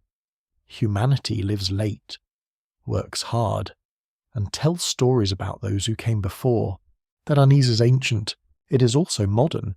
Even now, people ask whether civilization began too suddenly, whether old myths hide memory, whether the first teachers were more than human, whether gods were misunderstood visitors, or whether all this longing comes from the loneliness of being conscious under stars. The old system survives because the question survives. Humans still feel placed inside something larger. even when they no longer agree what that something is. You stand at the center of the imagined pattern.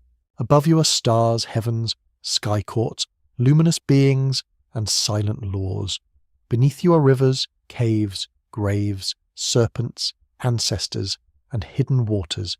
Around you are fields, cities, temples, roads, books, children, animals, and fires burning low. The system is not distant.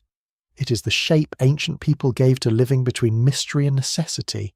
Perhaps that is what Eastern traditions preserve, not a secret file of the Anunnaki, not a straight line of forgotten rulers moving across the world. Rather, a deep structure of memory in which older beings establish order, humans inherit duty, and the cosmos remains layered with powers only partly visible. The name changes. The structure returns. The lamp in the temple hall flickers. For a moment, the carved face seems almost to move. Then it is only stone again. Rain continues outside, soft and patient. You don't need to decide whether the hidden system began in one place or many. You only need to notice how often humanity rebuilt it, again and again. Sky above, depth below, humans in between, carrying the fragile work of remembrance. You gather the echoes now, but you do not force them into a single voice. That would be too easy. The East does not preserve one clear memory of the Anunnaki, waiting politely under dust for someone modern to announce it. Ancient traditions are not locked boxes with one hidden label inside. They are living rivers, fed by rain, bloodline, conquest, devotion, fear, translation, and time. By the time a story crosses mountains or seas, it has already learned the language of its new home, yet something remains. Not the name, perhaps, not the original faces, not the same tablets, temples, or divine offices. What remains is a recurring awareness that humanity lives within an older arrangement. Beings precede us. Powers surround us. Order is inherited, not invented from nothing. The visible world rests beside invisible worlds, and human beings must act as though their gestures matter. That is the quiet memory. It appears in India's sacred order, where ritual speech and cosmic duty bind human life to realities beyond sight. It appears in serpent realms, where water, fertility, and hidden wisdom coil beneath the surface of the earth. It appears in Chinese dragon ancestors and heavenly authority, where rulers seek approval from powers older than their throne. It appears in Japanese descent myths, where heavenly origin enters island landscape and sacred genealogy. It appears in the mountains. It appears in the stars. It appears in water after flood. Mainstream historical research confirms that Asia preserved many ancient systems of sacred kingship, ritual obligation, ancestor reverence, layered cosmology, and celestial timing.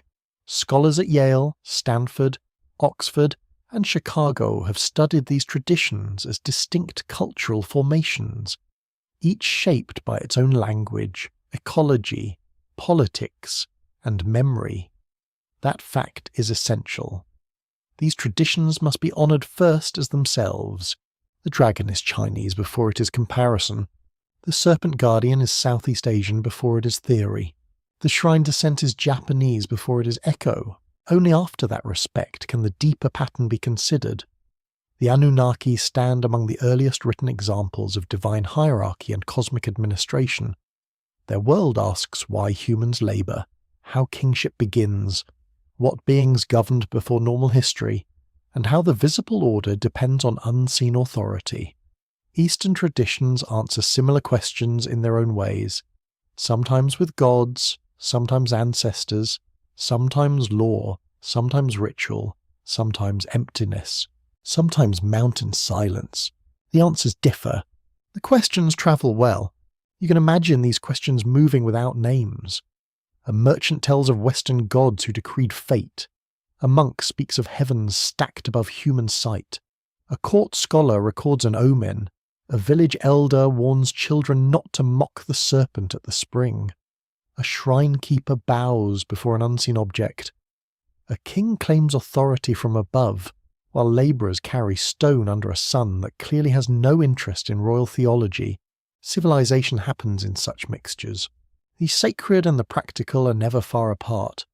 A flood story teaches terror, but also survival. A calendar marks heaven, but also harvest. A temple models the cosmos, but also employs workers. A myth of divine descent legitimizes rule, but also creates shared identity. A hidden teaching preserves wisdom, but also protects authority. The ancient world is not pure, it is woven.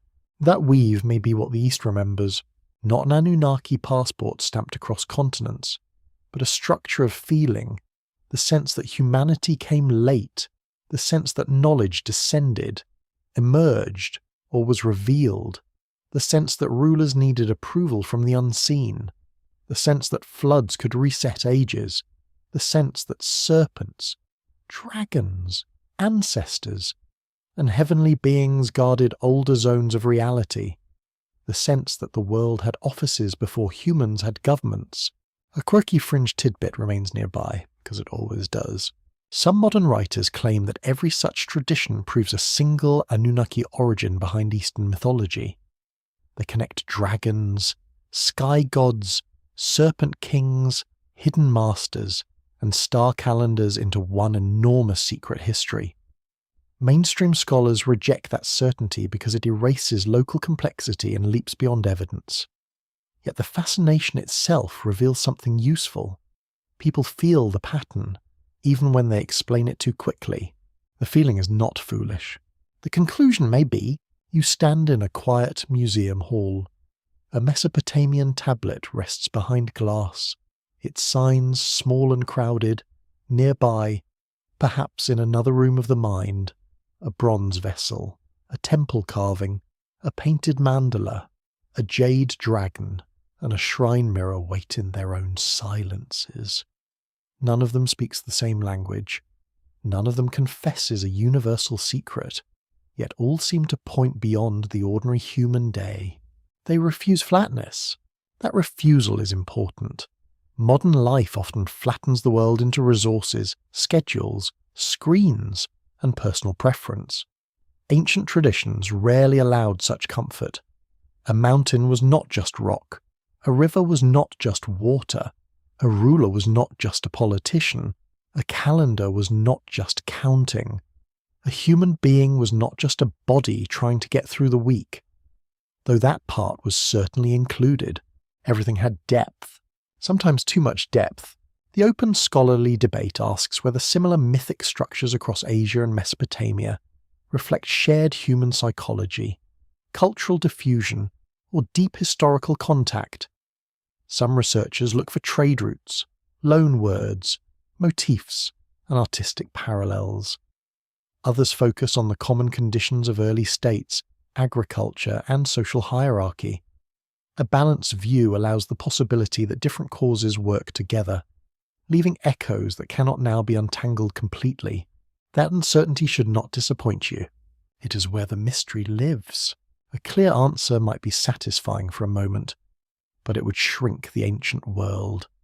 The truth is likely made of partial connections, independent inventions, forgotten exchanges, local transformations, and shared human fear under the same sky.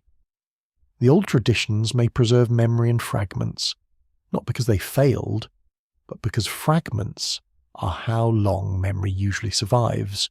A name breaks, pattern remains, a tablet cracks, a ritual continues, a city falls, a mountain keeps its silence.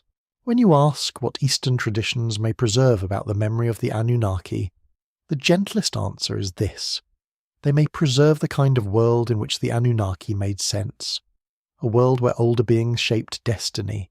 A world where human labour served invisible order. A world where kingship needed heavenly origin. A world where depths below and heights above pressed upon the fragile middle ground of human life. They may preserve the atmosphere. That is less dramatic than a direct survival, but more believable and more beautiful. Atmosphere can travel farther than doctrine. A sacred mood can pass through translation when names fail. An old fear can enter new symbols. A structure of reverence can be rebuilt around different gods. The memory of elder powers can become dragon, ancestor, heavenly prince, serpent queen, hidden teacher, star lord, or silent law. You feel the room grow dim. Outside, imagine night gathers over many landscapes at once. The Euphrates glimmers under moonlight. The Ganges moves through mist. The Yellow River carries silt beneath a pale sky. Island shrines stand among cedars. Himalayan caves hold cold breath. Khmer stones darken in warm rain. Every place keeps its own truth. Every place also belongs to the human habit of looking beyond itself. Perhaps that habit is the oldest archive. Not clay, not bronze, not palm leaf, not silk. The oldest archive may be the human sensation that the present is incomplete, that the world has older layers beneath it, and that some beginning has been lost but not entirely erased. The Anunnaki are one name from one early archive of that sensation. Eastern traditions are many archives, opening in other directions. No final line connects them all, but lines are not the only way memory moves. Sometimes memory is mist. Sometimes it is rhythm. Sometimes it is a repeated gesture at a shrine, a flood tale told softly, a dragon painted on silk, a serpent carved beside temple stairs, or a calendar adjusted under stars. Sometimes memory is the feeling that before humans ruled cities, something else established the pattern. You do not seize the answer. You let it rest in the dark, where old things often last longer. You arrive at the edge of the question, where certainty becomes too heavy to carry. The night is very still. A low lamp burns beside a wall of old stone. Outside, wind moves through grass with the faint sound of distant water. The air smells of wax smoke, dust, and cooling earth. Somewhere far away, a bell sounds once, then leaves the silence larger than it was. This is where the story refuses to close, not because nothing has been found. Much has been found. Tablets have been read. Temples have been measured. Graves have been opened with care. Inscriptions have yielded royal names, divine titles, offerings, laws, hymns, and laments. Scholars at great universities and museums have pieced together lost worlds from clay, bone, bronze, silk, stone, and memory. The ancient past is not empty. It is crowded with fragments. A mainstream historical fact remains firm. The Anunnaki are known from Mesopotamian texts, where their roles vary across Sumerian and Akkadian traditions. They belong to the religious imagination of ancient Iraq, not to a single fixed doctrine. Eastern traditions do not preserve them by name in any secure historical sense. That honest boundary must remain standing, even when the mist beyond it looks inviting. Boundaries matter. They keep wonder from becoming theft. To call every Eastern divine being an Anunnaki would flatten India, China, Japan, Tibet, Persia, and Southeast Asia into shadows of Mesopotamia. That would be unfair to the people who built, sang, carved, argued, farmed, copied, bowed, and remembered in their own worlds. The East is not a storage room for someone else's forgotten gods. It is a vast constellation of traditions, each with its own sky, and yet the echoes continue. They do not come as proof. They come as atmosphere, structure, and recurring human unease. Older beings before ordinary kings, hidden realms beneath water and stone, heavenly's descent into earthly rule, dragons that command reign and legitimacy, serpents that guard fertility and depth, mountains that conceal wisdom, floods that divide ages, stars that teach time, humans placed in the middle, working, worshipping, doubting, and keeping the fragile order alive. That is the memory that will not sleep. Perhaps Eastern traditions preserve not the Anunnaki themselves, but the older kind of consciousness that once made the Anunnaki meaningful. They preserve a world in which humanity does not stand alone, A world where civilization rests upon powers remembered as prior, higher, deeper, and older. A world where human beings inherit duties from a beginning already half forgotten. You feel that half forgetting everywhere. A shrine mirror is hidden from view, a cave teaching waits in darkness, a river legend speaks through floodwater, a temple stair is guarded by stone serpents, a court astrologer watches the sky for signs of disorder, a farmer leaves an offering because the land is not merely soil, a ruler claims descent from heaven because bare power feels too thin, every gesture points beyond itself. This is the quiet genius of ancient tradition. It does not always explain. It preserves mood, rhythm, and obligation. It teaches the body where to stand, when to bow, what to fear, and how to remember. It lets a person live inside a universe that may be dangerous, but is never empty. Modern people often want the hidden timeline to be simple. They want one lost civilization, one secret race, one forgotten empire, one master key. A single answer would be tidy, and tidiness is soothing, but the ancient world is rarely tidy. It is layered like river silt, filled with contacts, inventions, borrowings, misunderstandings, disasters, and local genius. The mess is the truth. A quirky fringed tidbit still lingers at the edge of the firelight. Some say the Anunnaki were visitors from the stars, and that Eastern myths preserve their journey across the world. Mainstream scholarship does not support that conclusion. Yet the idea survives because it gives a body to an ancient feeling. It says the elder powers were real in a physical way. It turns sacred memory into arrival, command, and departure. Perhaps the feeling matters more than the theory. The feeling says human civilization is not self-explanatory. It asks why the first cities seem so full of gods. It asks why kings everywhere reach toward heaven. It asks why serpents, dragons, ancestors, and shining beings guard the beginnings of order. It asks why people remember floods as judgments and stars as instructions. It asks why so many traditions imagine humanity as late, responsible, watched, and unfinished. Those questions remain. The open scholarly debate will continue, as it should. Some researchers will trace possible routes of transmission through trade, migration, empire, and religious exchange. Others will emphasize independent invention shaped by landscape, agriculture, kingship, and human psychology. Others will hold a middle path, seeing cultures not as sealed islands, but as living worlds that borrow, transform, resist, and create. The strongest answer may never be singular. It may be a woven answer.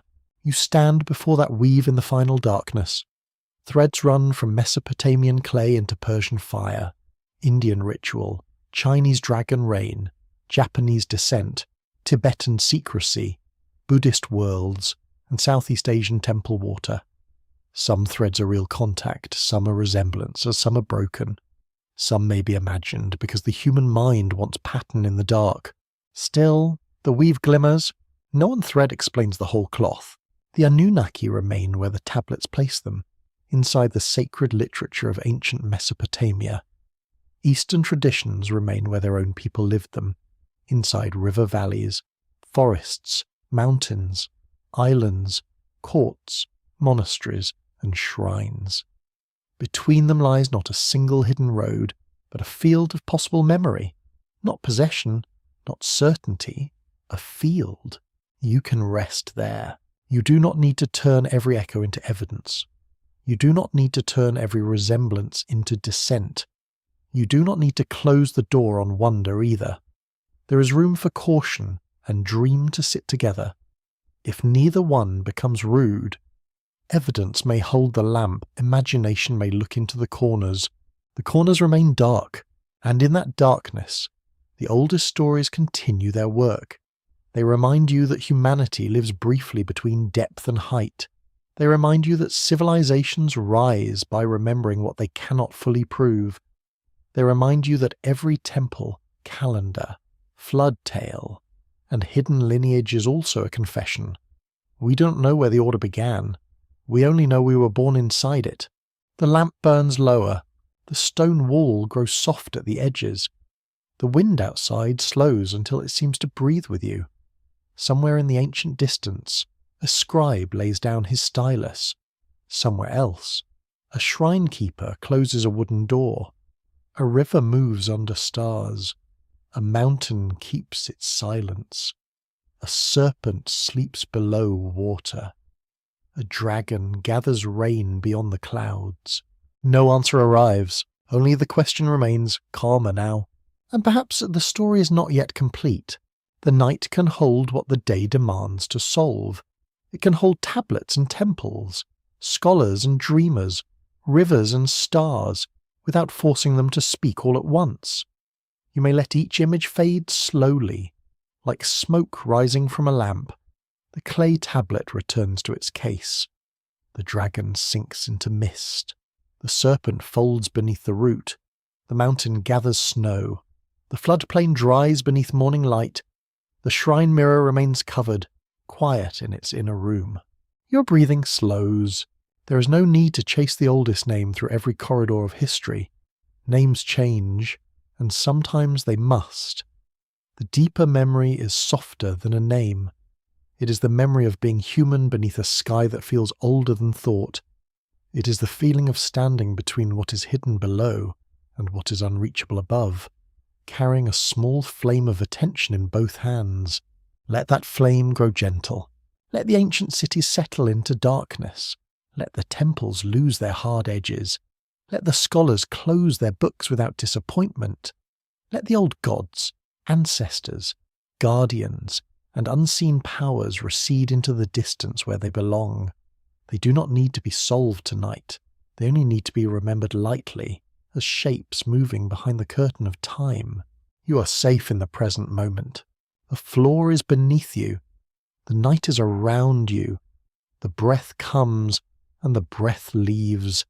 Somewhere, far beyond the room, rivers continue through darkness, carrying silt, moonlight, and the last fragments of forgotten speech. Mountains stand without explaining themselves. Stars turn with patient silence. The world does not require your answer before morning, so you may rest. Let the question drift away from language. Let it become water, then mist, then a small silver line under the door of sleep. Perhaps the old memory will wait there, kind and indistinct. Perhaps nothing waits at all, except the quiet mercy of rest. And perhaps, in that gentle fading, the oldest story continues without needing to be understood. End of script. Good night.